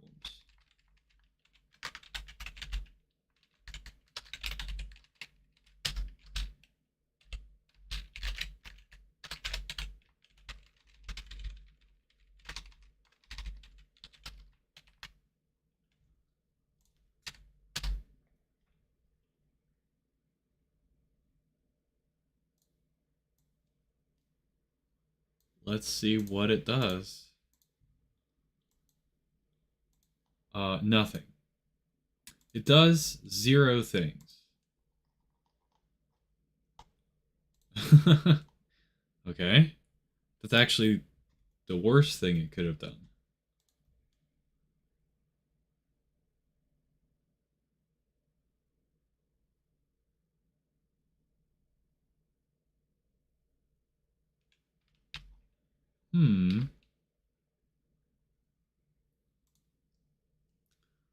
I thought I was doing it right. Do I not call fill rect?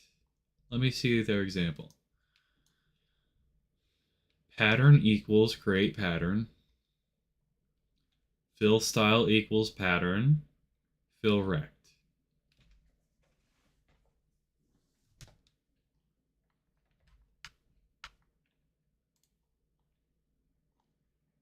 Yeah, that should work.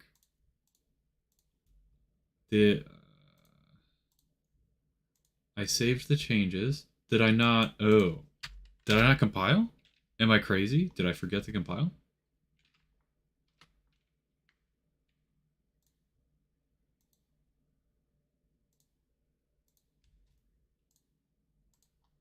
No.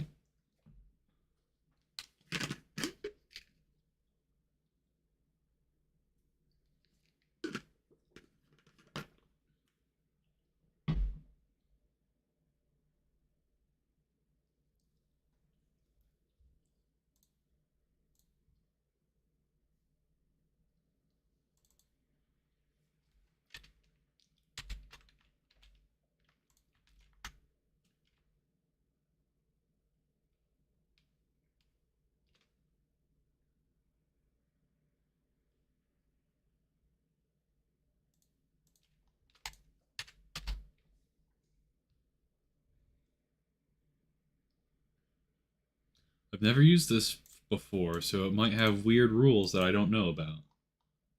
No, that didn't do it.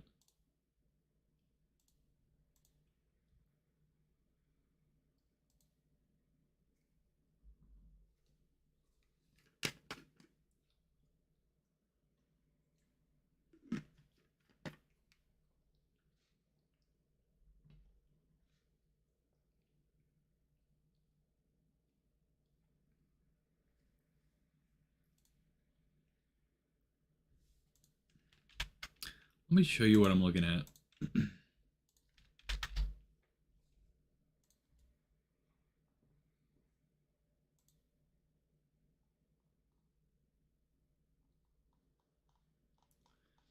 So here's the magic it's supposed to be able to do.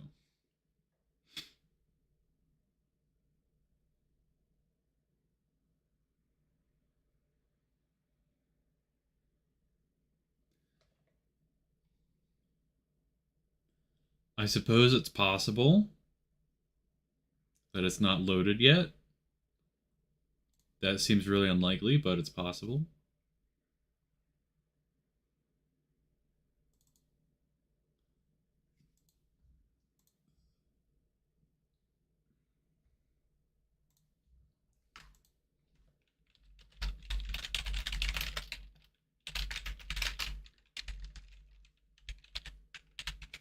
It says in the documentation that pattern would be null if that were the case.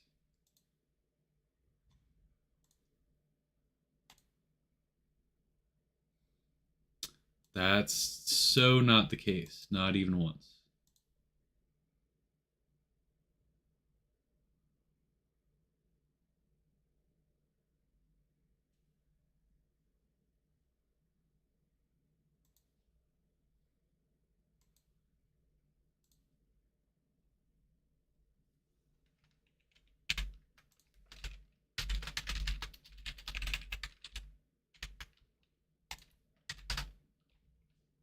Is it this function call that's broken?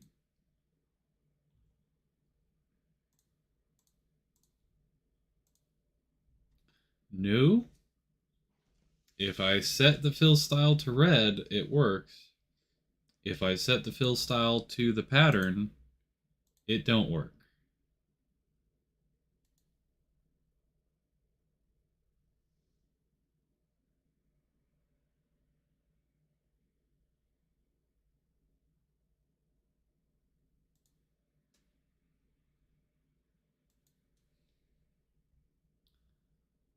Hmm.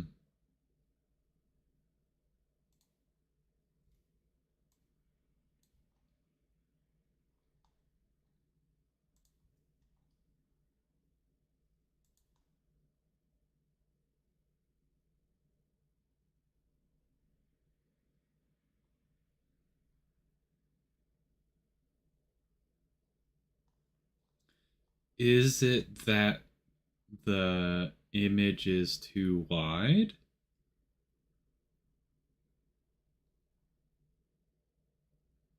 Because that could certainly be a problem, right? The image itself is like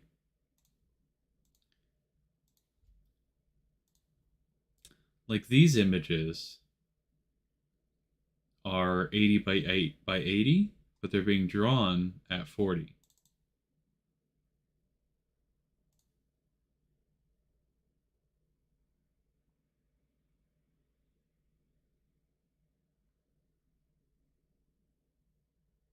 Hmm. Let me Google around a little bit.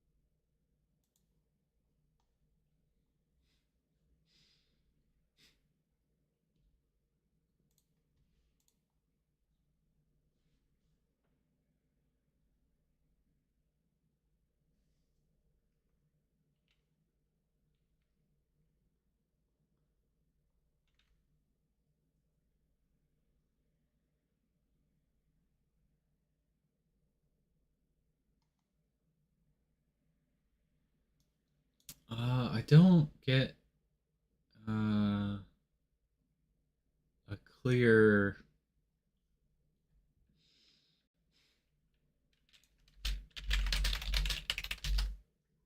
Maybe something like that. Something like the.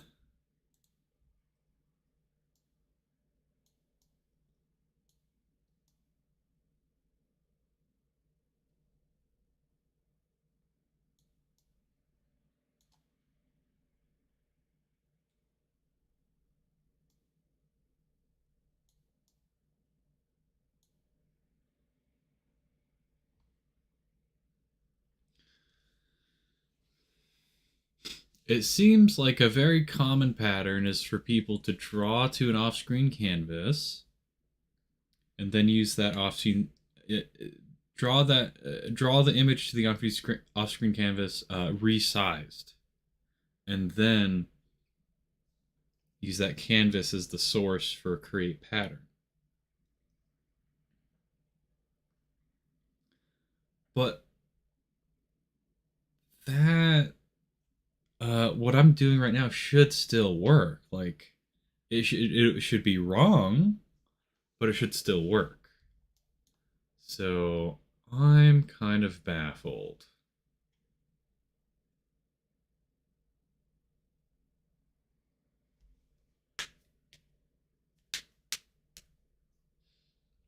And I have a suspicion that because it's not working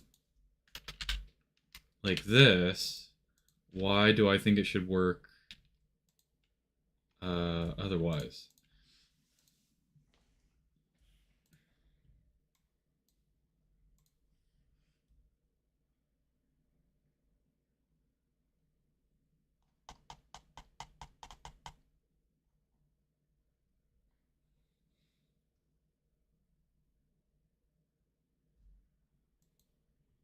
What are the dimensions of my connector?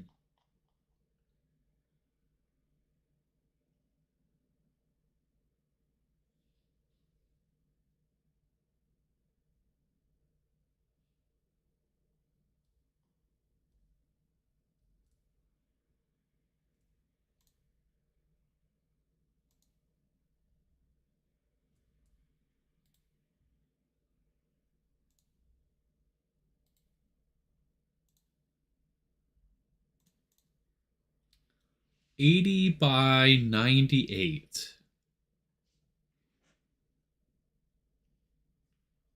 Hmm.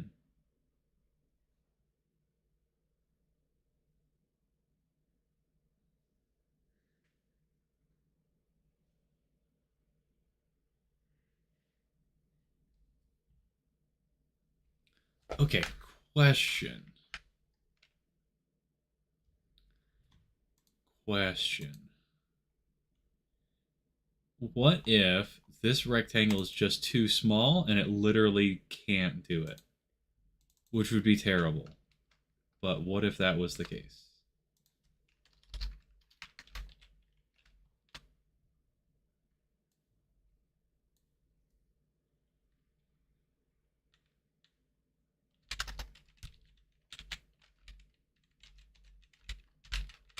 Set the width to 100.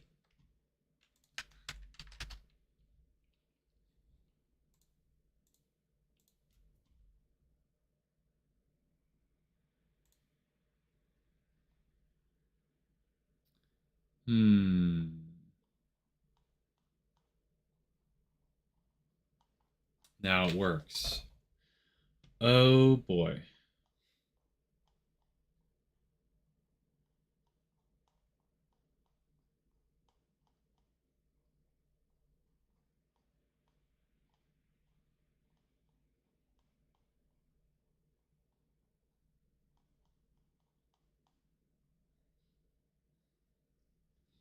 Okay. Let me try Googling again.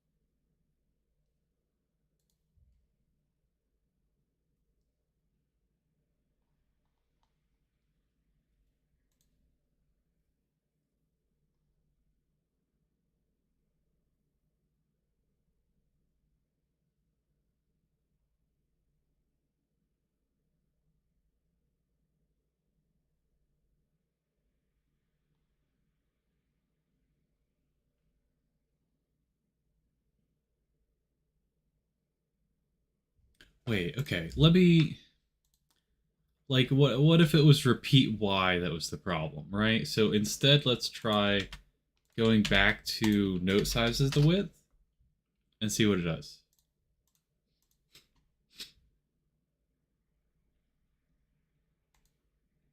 Ah.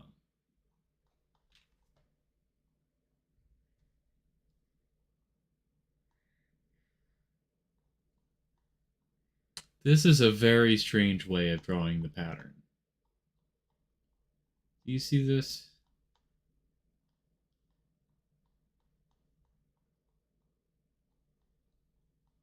That's not how it should work at all.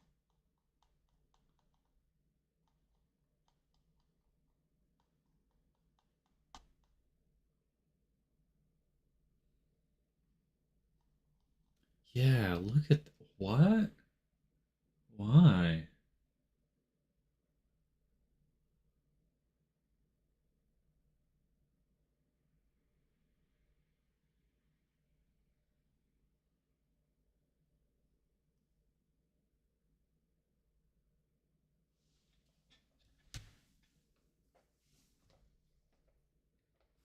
Why on earth would it draw it that way?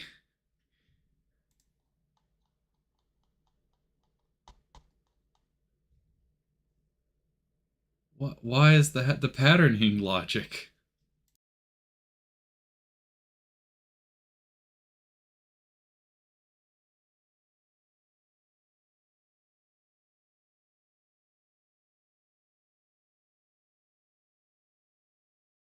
Okay, I had to blow my nose, sorry.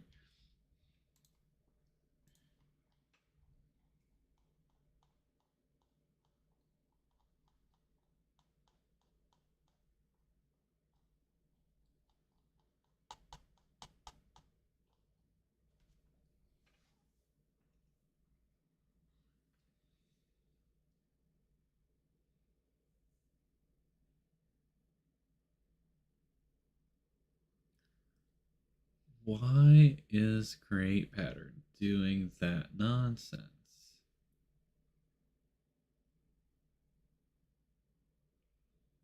Is there a way to fix that? My new suspicion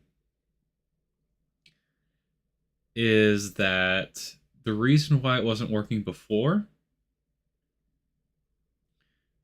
was the the pattern did repeat, but it only repeated on the leftmost side of the screen. It's like we're getting a window into a secret background layer that's just static. It's not moving.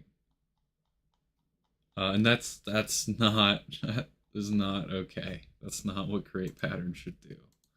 Or at least that's not what I thought it would do.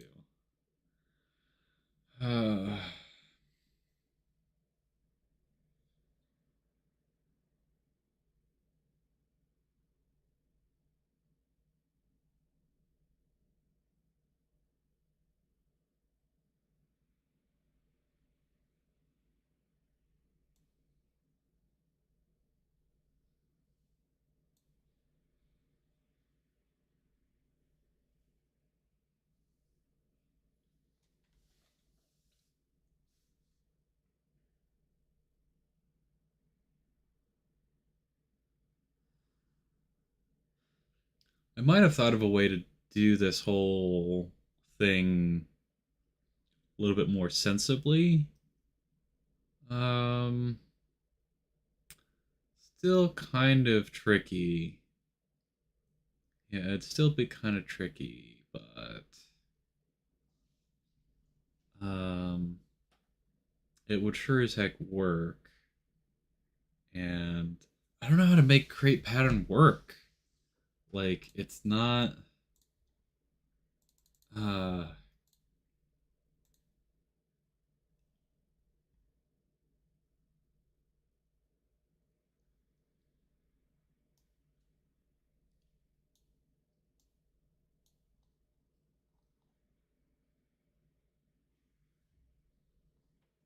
can I specify an offset or what?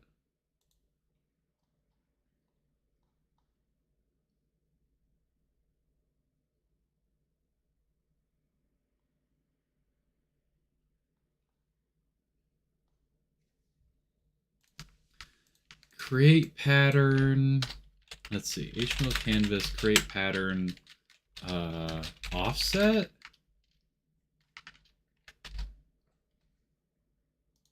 Let's see. There's a Stack Overflow question about that. I'm trying to modify the origin of canvas pattern, but can't achieve quite what I want.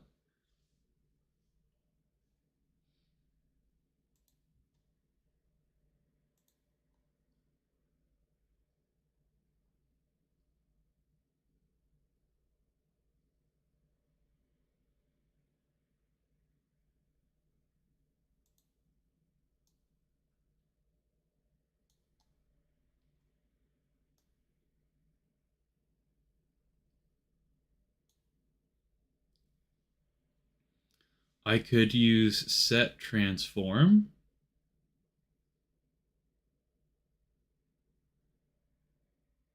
Oh, you could use set transform on canvas pattern.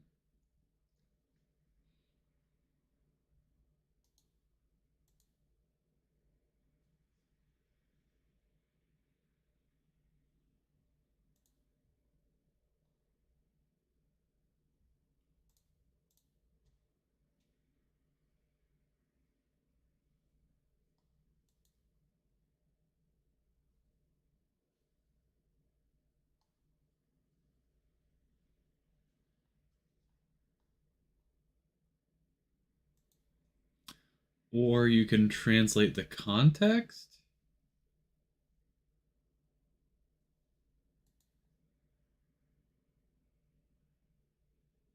Hmm.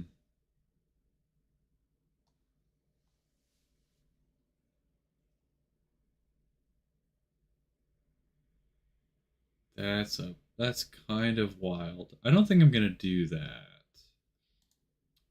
Let me go look at. Okay, so canvas pattern has the ability. Yeah, you can do set transform on canvas pattern. So this guy. It's possible to do pattern dot set transform stuff.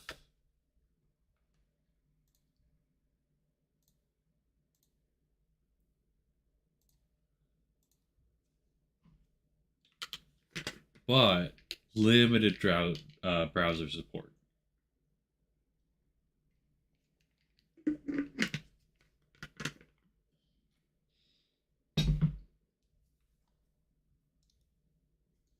and you have to input a matrix. You have to input a matrix into the thing. This is not a complete API. this is this is an awful API. Uh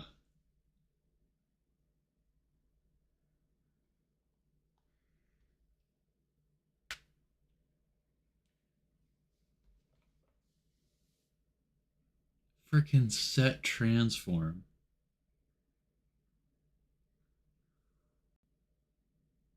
Yeah, just input a matrix. That's so absurd.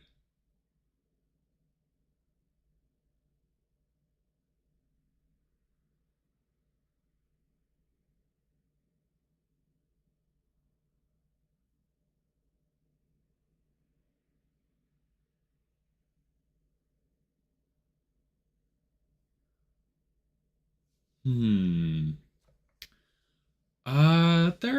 Okay.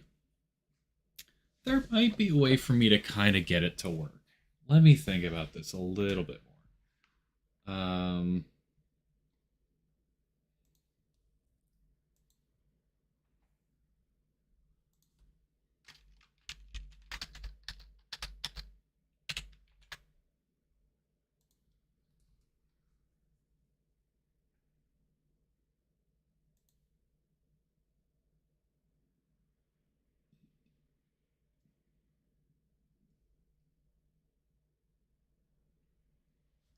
What would I have to do?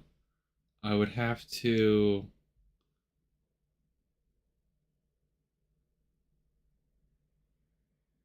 string canvas gradient canvas pattern.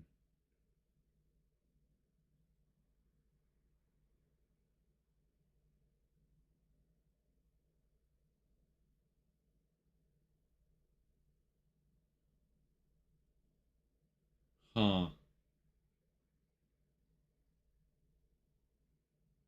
I would have to like create an off-screen canvas, um, draw the tiling on that, and then I mean it should be so simple. I'm just copying the pixels. I'm just positioning it into the right place on screen. I don't understand why there's like this weird that doesn't that's no, that's not how you would do it. Okay. How I would actually do it is I would just have the I would have saved in memory a pattern that has like whatever height I would ever need of this pattern repeating, and then I would just write logic to copy and paste the appropriate rectangular sections of it onto the screen. That's how you would do that, almost certainly.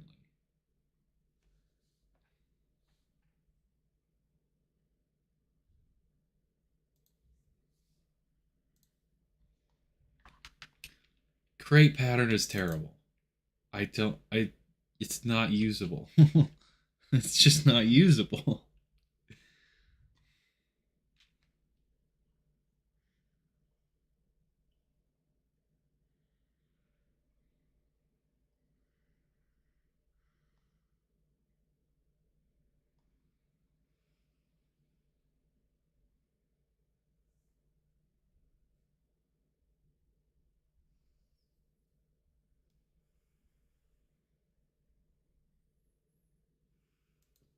Okay.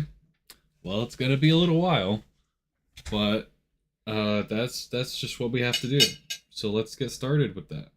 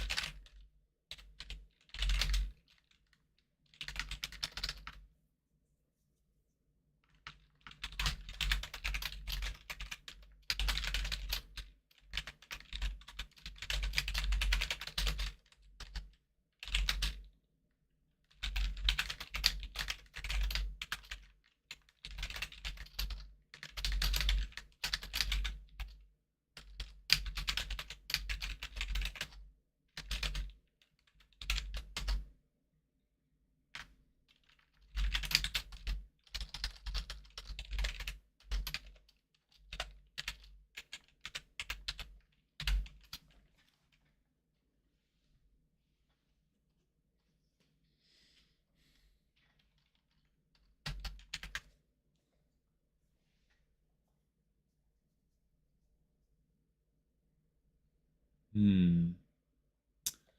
I think we would also draw it at original resolution too. Yeah, yeah, we would do that. We have to make sure the pixels line up. Absolutely have to make sure the pixels line up.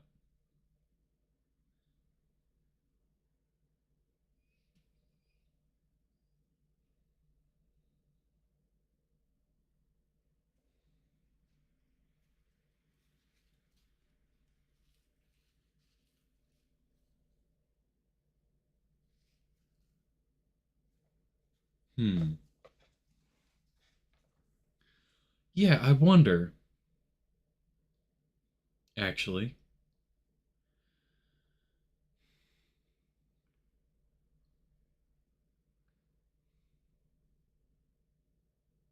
Yeah, you kind of have to, yeah.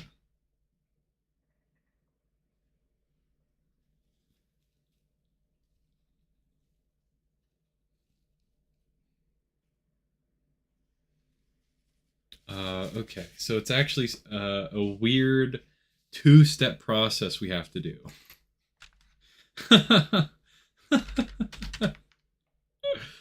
Okay. Step one.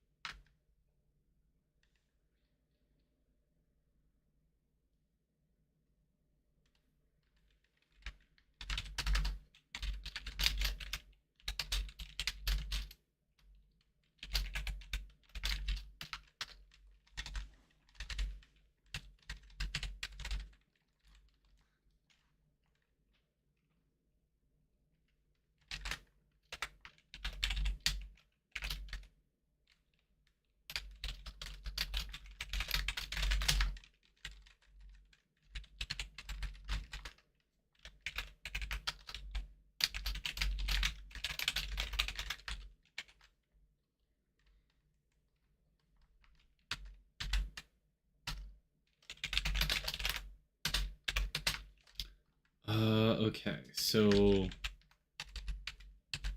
how many tiles do we need to fit the screen?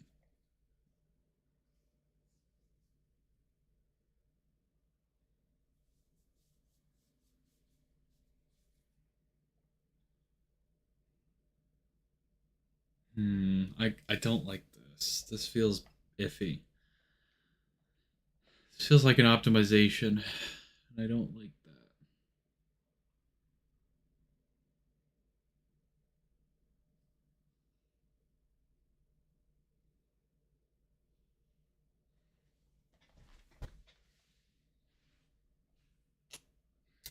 It's just the idea of having this off-screen canvas and we're copying from it. I don't know.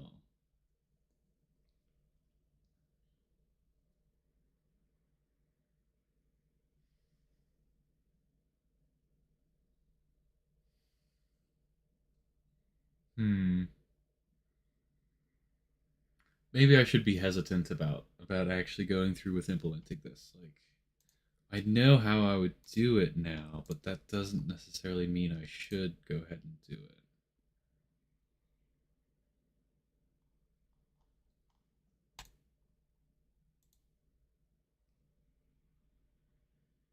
Hmm.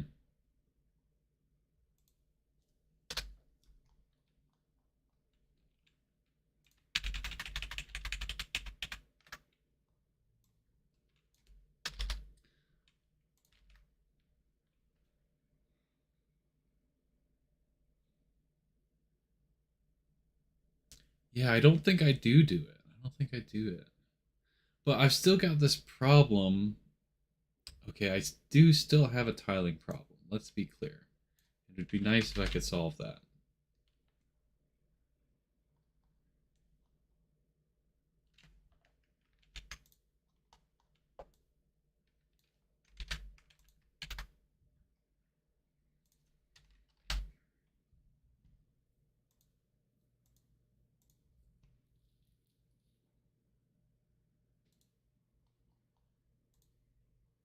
There's this ugly like line that shows up.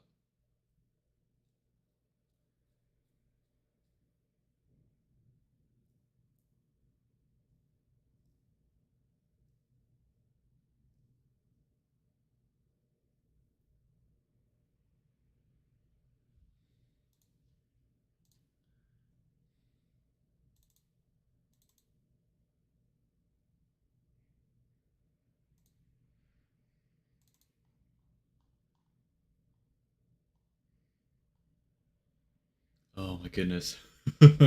Oh, look at this.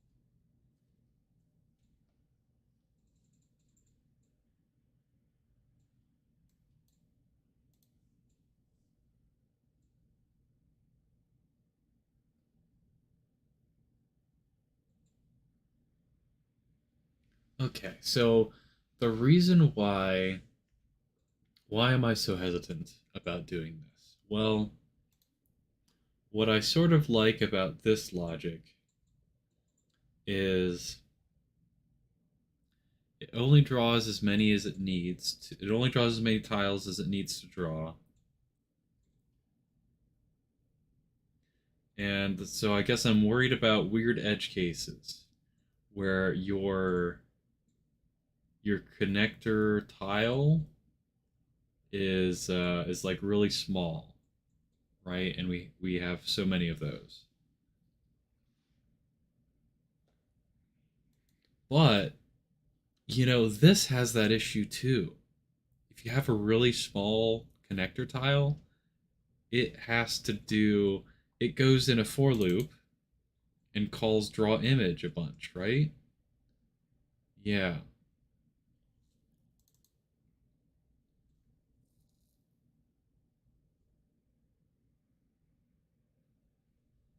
Just goes in a for loop and calls draw image a bunch. So I I don't think memory should really be an issue.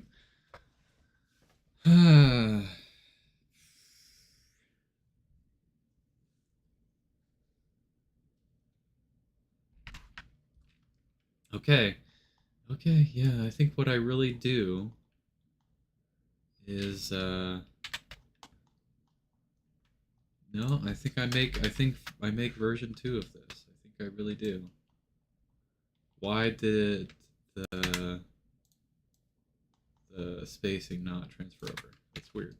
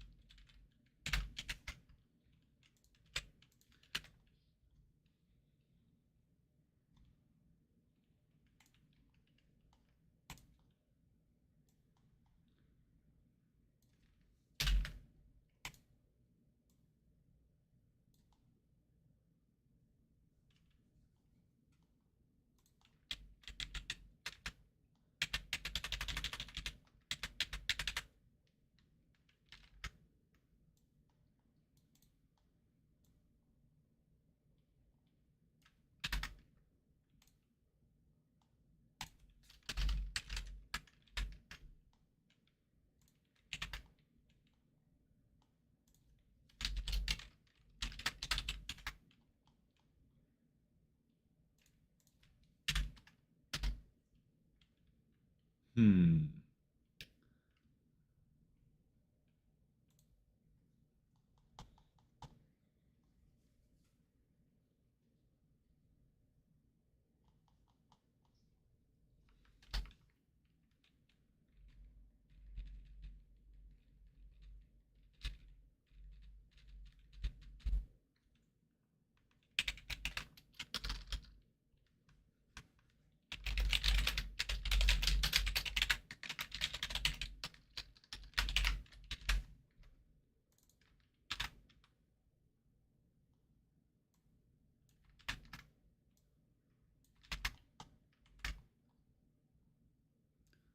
Scroll direction.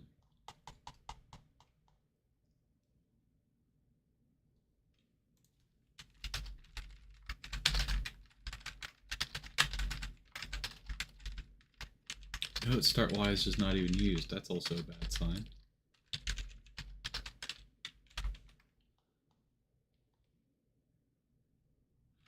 Ah, yeah, and this is bad too.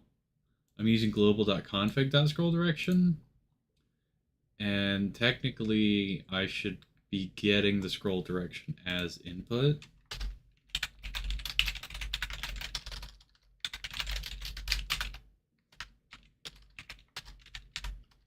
Because in theory, the scroll direction should be able to change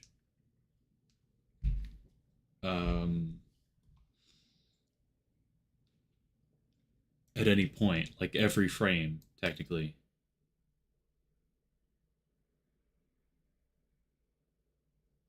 So that's something.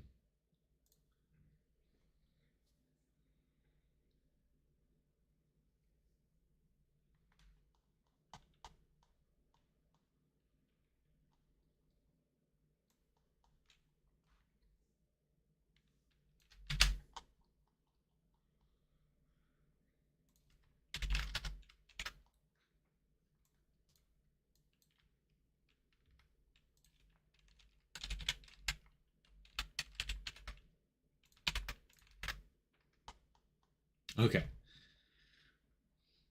Copied all my logic in from there.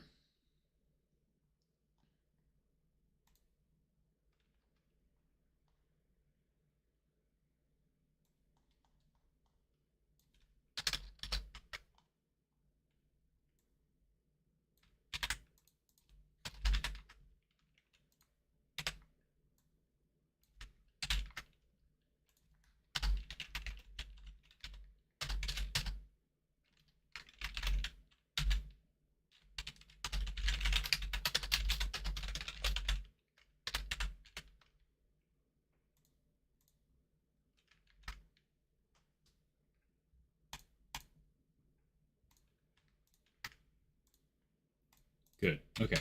Nothing should have changed. Just want to make sure that this runs.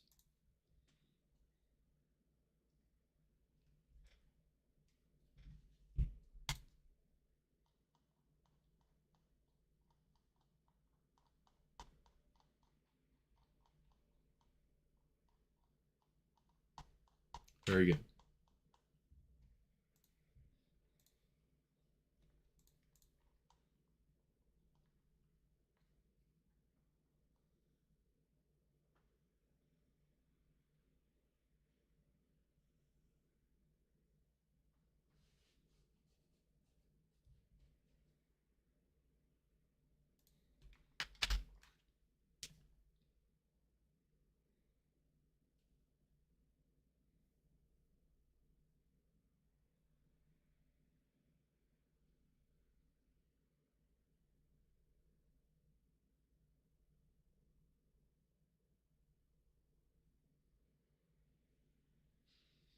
And I'm trying to figure out how many tiles I need to draw onto this this like buffer, this off screen canvas.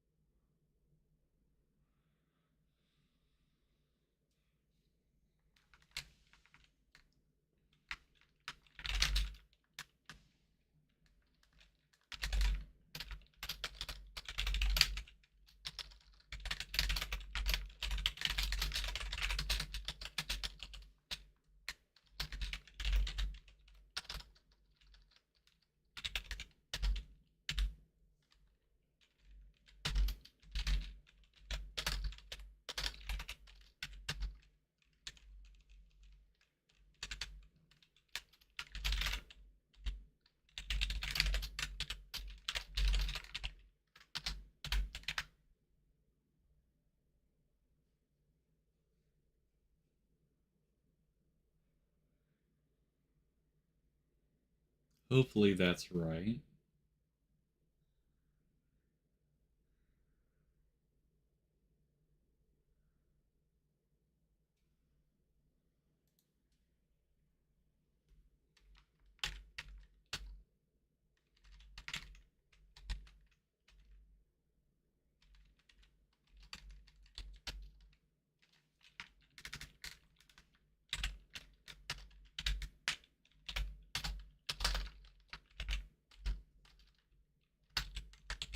Well, we know the width. The width is going to be equal to whatever the tile's width is.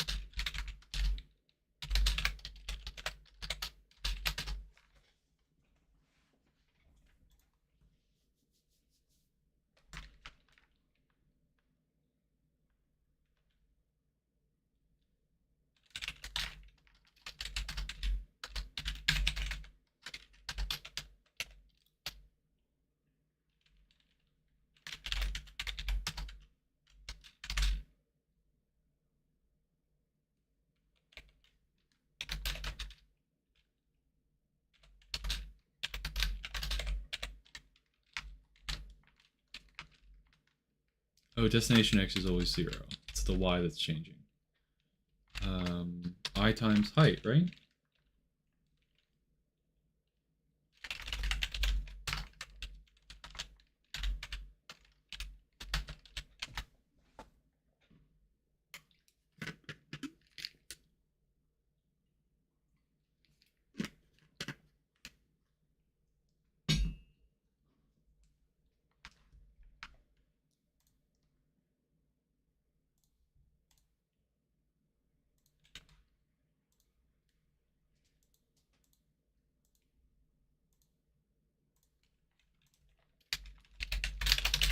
Oh, hold on a second. Let me reply to an email.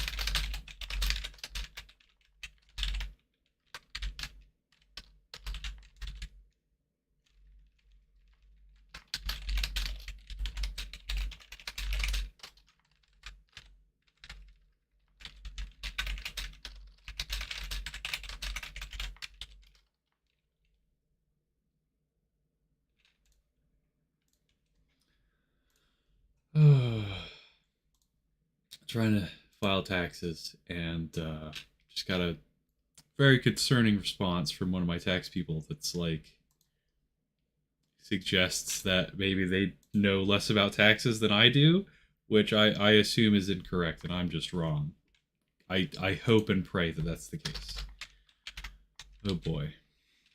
My throat is killing me, which is why I'm not going to be super talkative for a little bit. Well, it's not killing me, it's just bothering me a tiny bit, is really what's going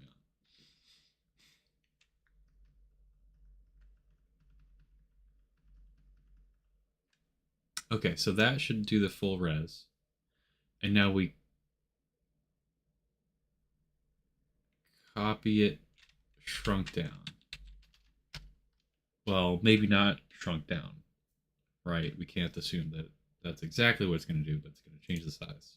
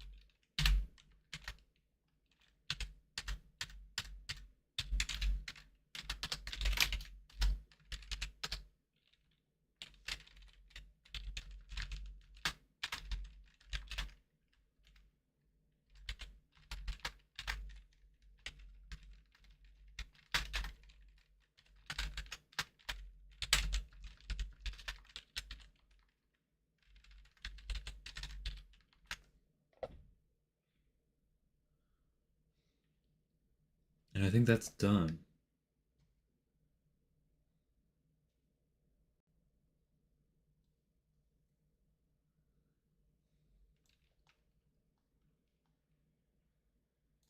But now that we're in a function, we would not have this all in a big if statement. We would say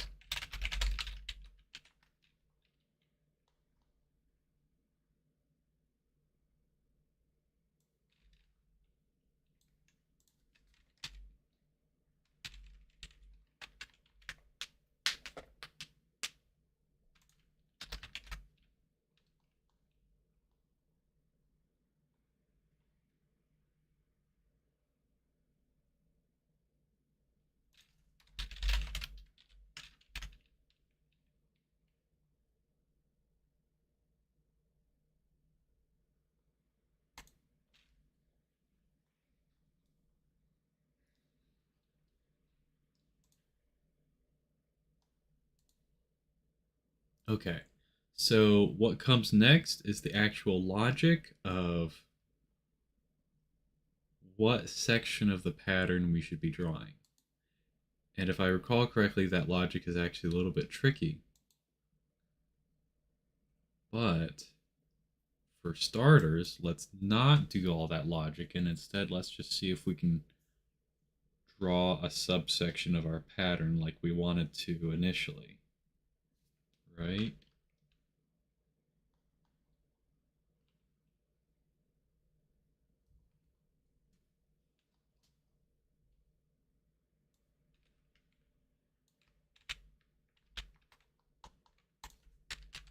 So these are roughly the parameters of our subsection.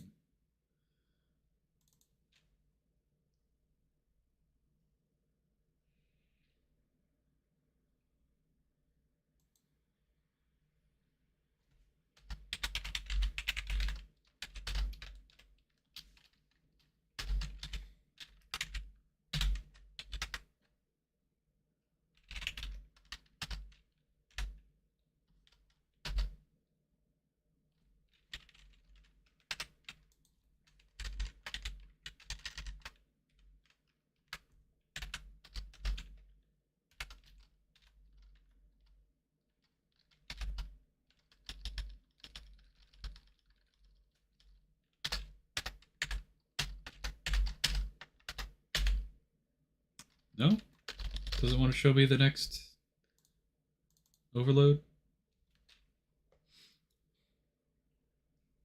Yeah. We need source X, source Y, source width, source height, destination X. 1, 2, 3, 4. 1, 2, 3, 4. 8.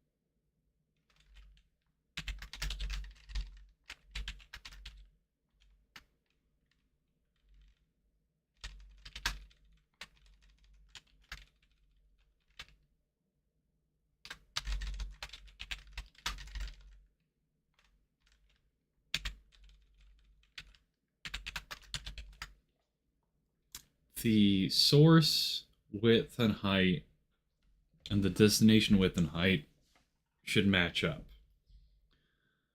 What won't match up in the future, actually right now as well, is the source X and Y. Well, actually, the source X is always going to be 0. The source Y is what's going to be tricky.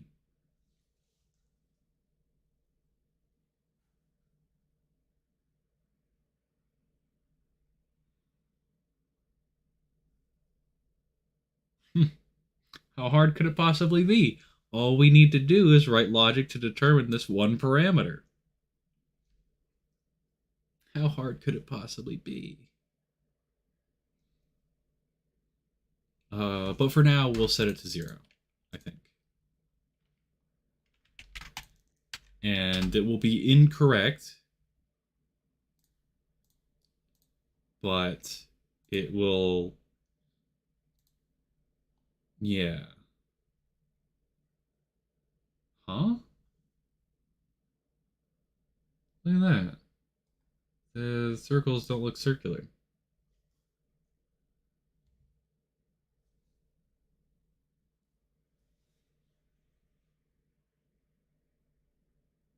Well, that's wrong. That's an unexpected kind of wrong.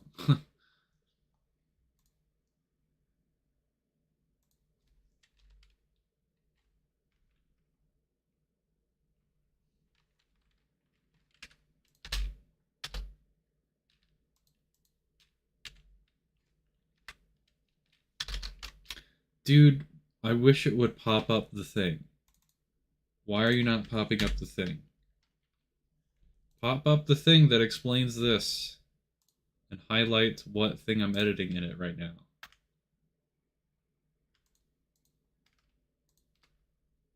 I don't know how to do that.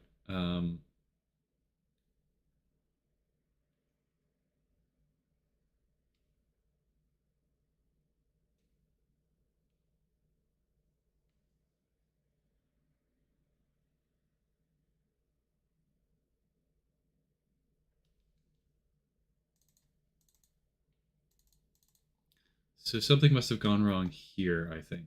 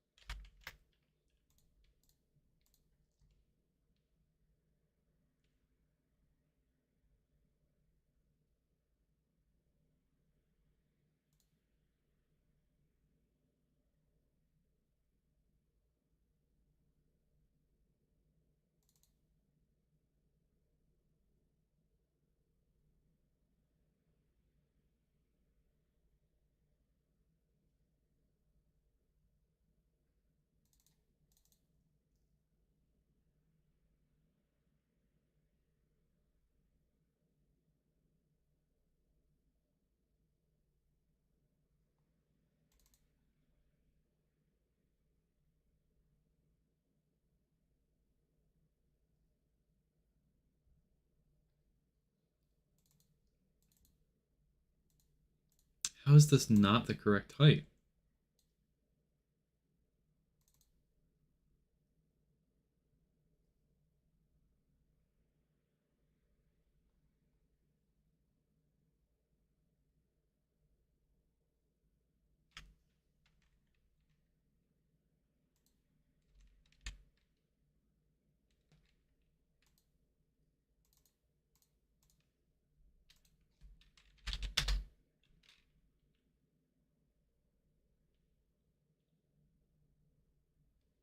Destination X, destination Y, destination width, destination height.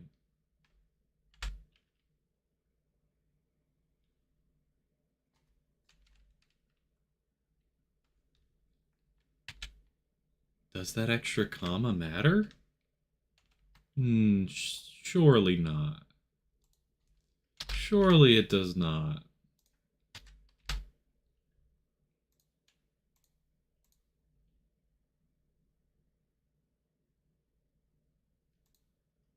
No.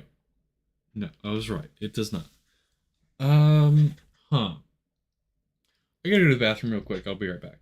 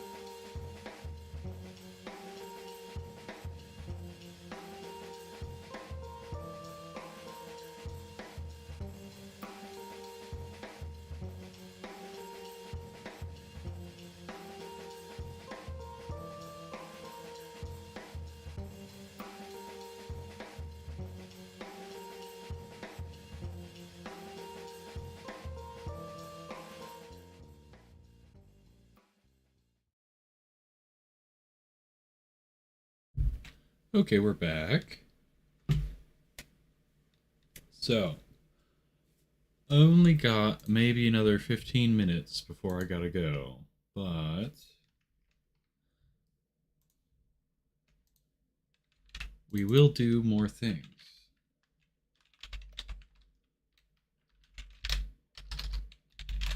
Just setting a reminder so I don't forget 15 minutes from now.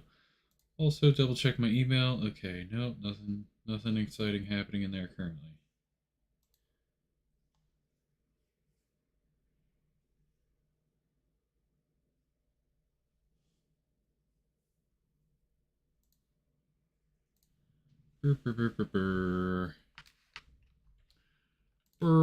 Okay. Okay.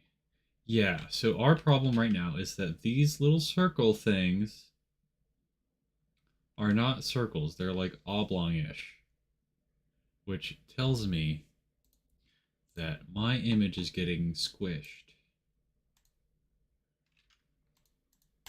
Because if you look here, this is supposed to line up here with the top and make a circle. That's its whole deal. That's the whole deal. Oh, weird. There's a black pixel around the left side. Huh. Huh.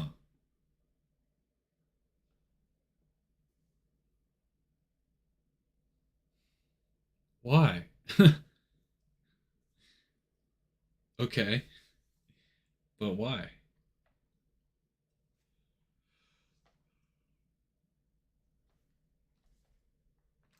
I don't know. Anyways, uh, I I don't know why it's doing that currently. I find it very confusing.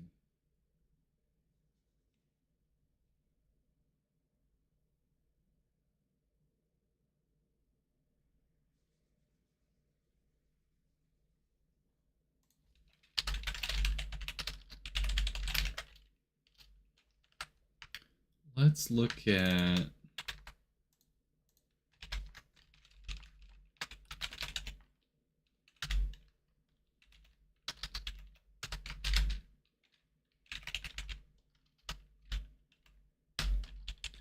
this ratio should be the same for both.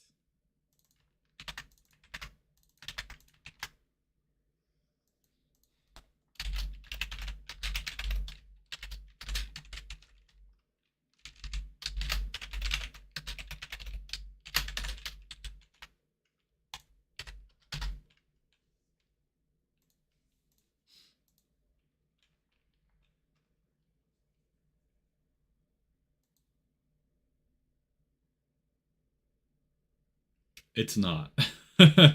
It's not. It's not. Well, that's a good start.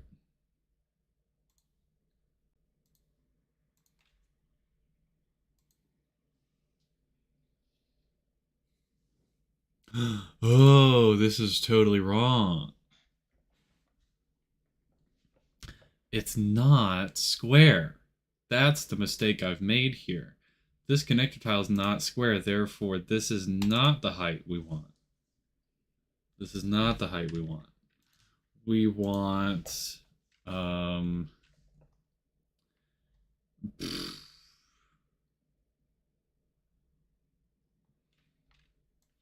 whatever this width huh.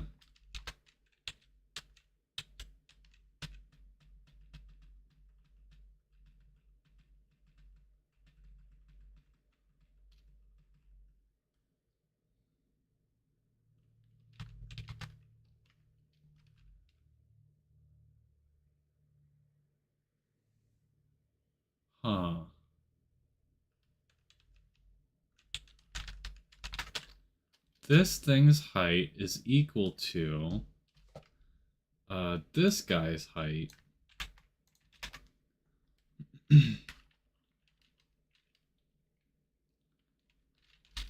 times the ratio between this guy's width and my width.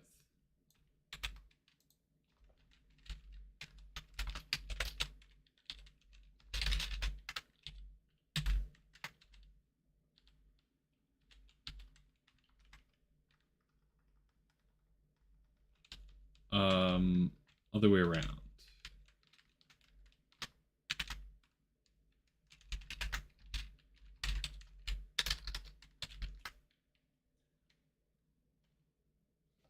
Small over big. Small over big gives us a small number, which we multiply times big to get us back to small. Yeah. That must be the trick.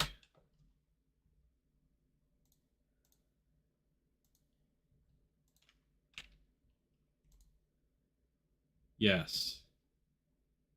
Yes, yes, yes, we've done it.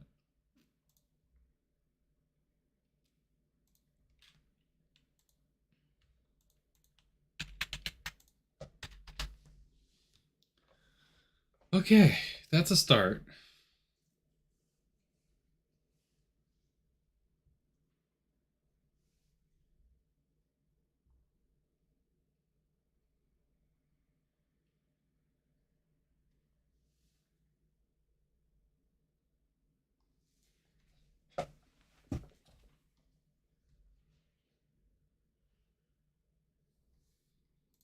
Okay.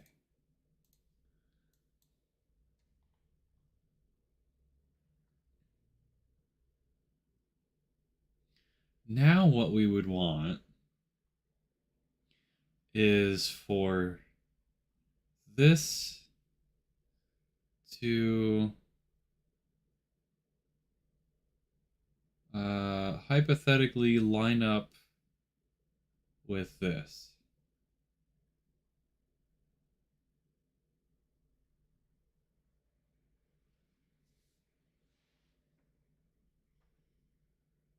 Oh look, and we fixed the the lines but in the texture.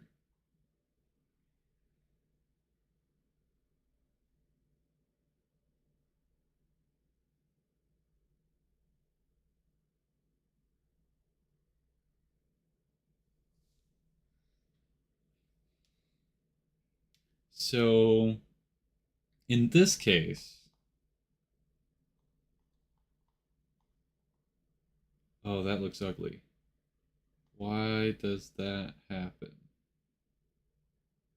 Oh, no, I get how that's happening.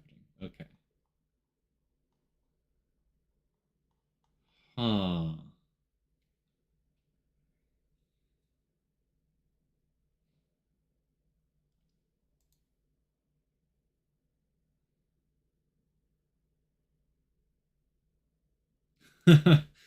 Huh. I'm starting to see the challenge of this problem.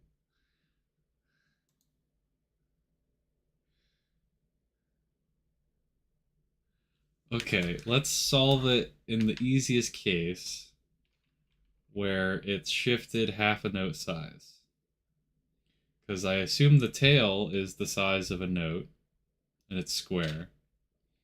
And if we shifted this up half a note size, it would like line up. Okay. So that means that we shift this down half a note size.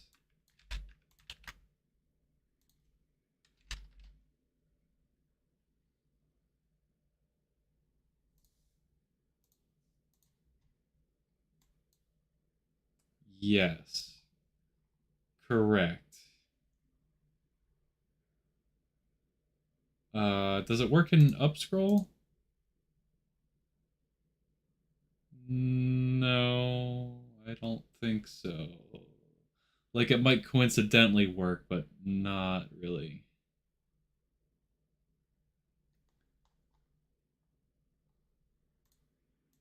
Oh, wow. Wow, this is tricky. This is a really tricky problem. Holy crap. Okay. Hmm.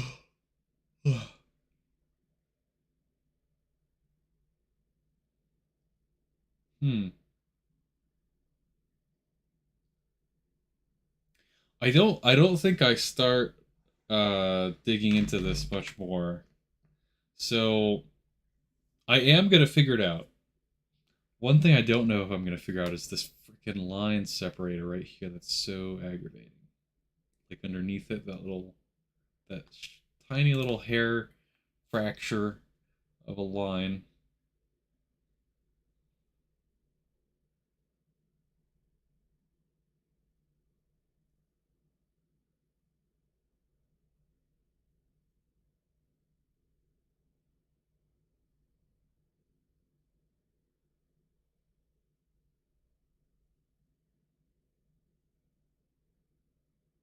But what I'm gonna have to do is go ahead and draw some diagrams for this all over again.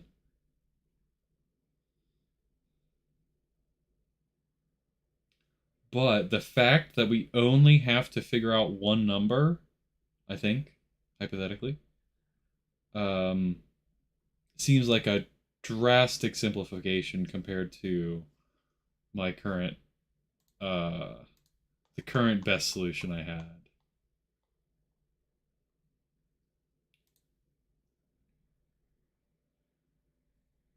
And like drawing partial tiles and complete tiles. Like, that's icky, right? That's icky. This seems like not only a simplification, but also a more performant solution at the same time.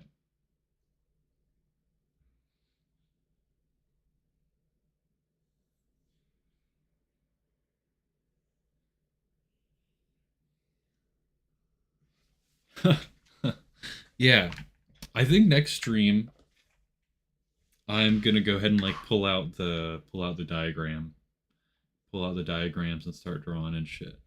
Um, I do want to sort of do a little bit more demonstration about how tricky and broken this is currently.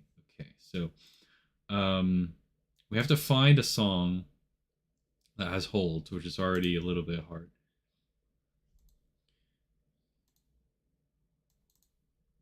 Because I don't usually play songs like that.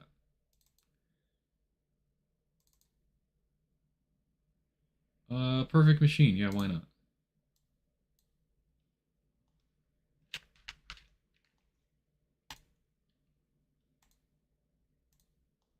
Is that the one I normally play, or do I play this one? I normally play hard, okay.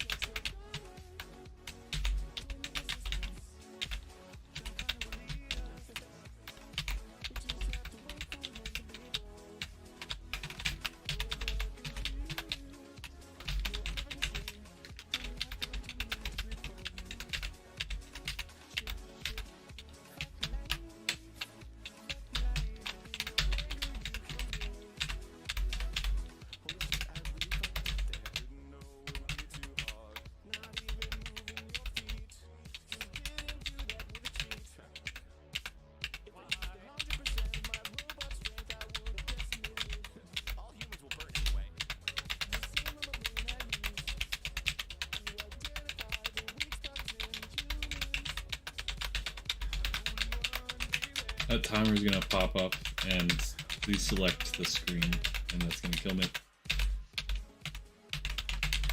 No.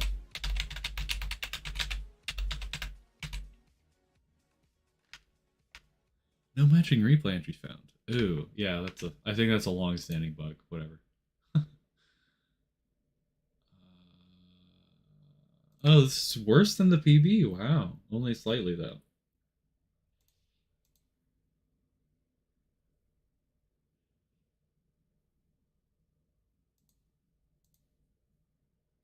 But yeah, that basically demonstrated how broken this currently is. Definitely gonna need to figure this out. But yeah, that's a task for next time. So for now, I'm gonna go ahead and end the stream. Thank you so much for watching. If you did, hope you enjoyed. Go ahead and follow me on Kick if you can. Because if I get 75 followers on Kick, then I get a subscribe button. Wow, I can start making money from doing this. That seems incredibly unlikely, but but it would be pretty cool. I don't think this content is as exciting as most people want it to be, but I don't know. Anyways, hope to see you again soon. Until then,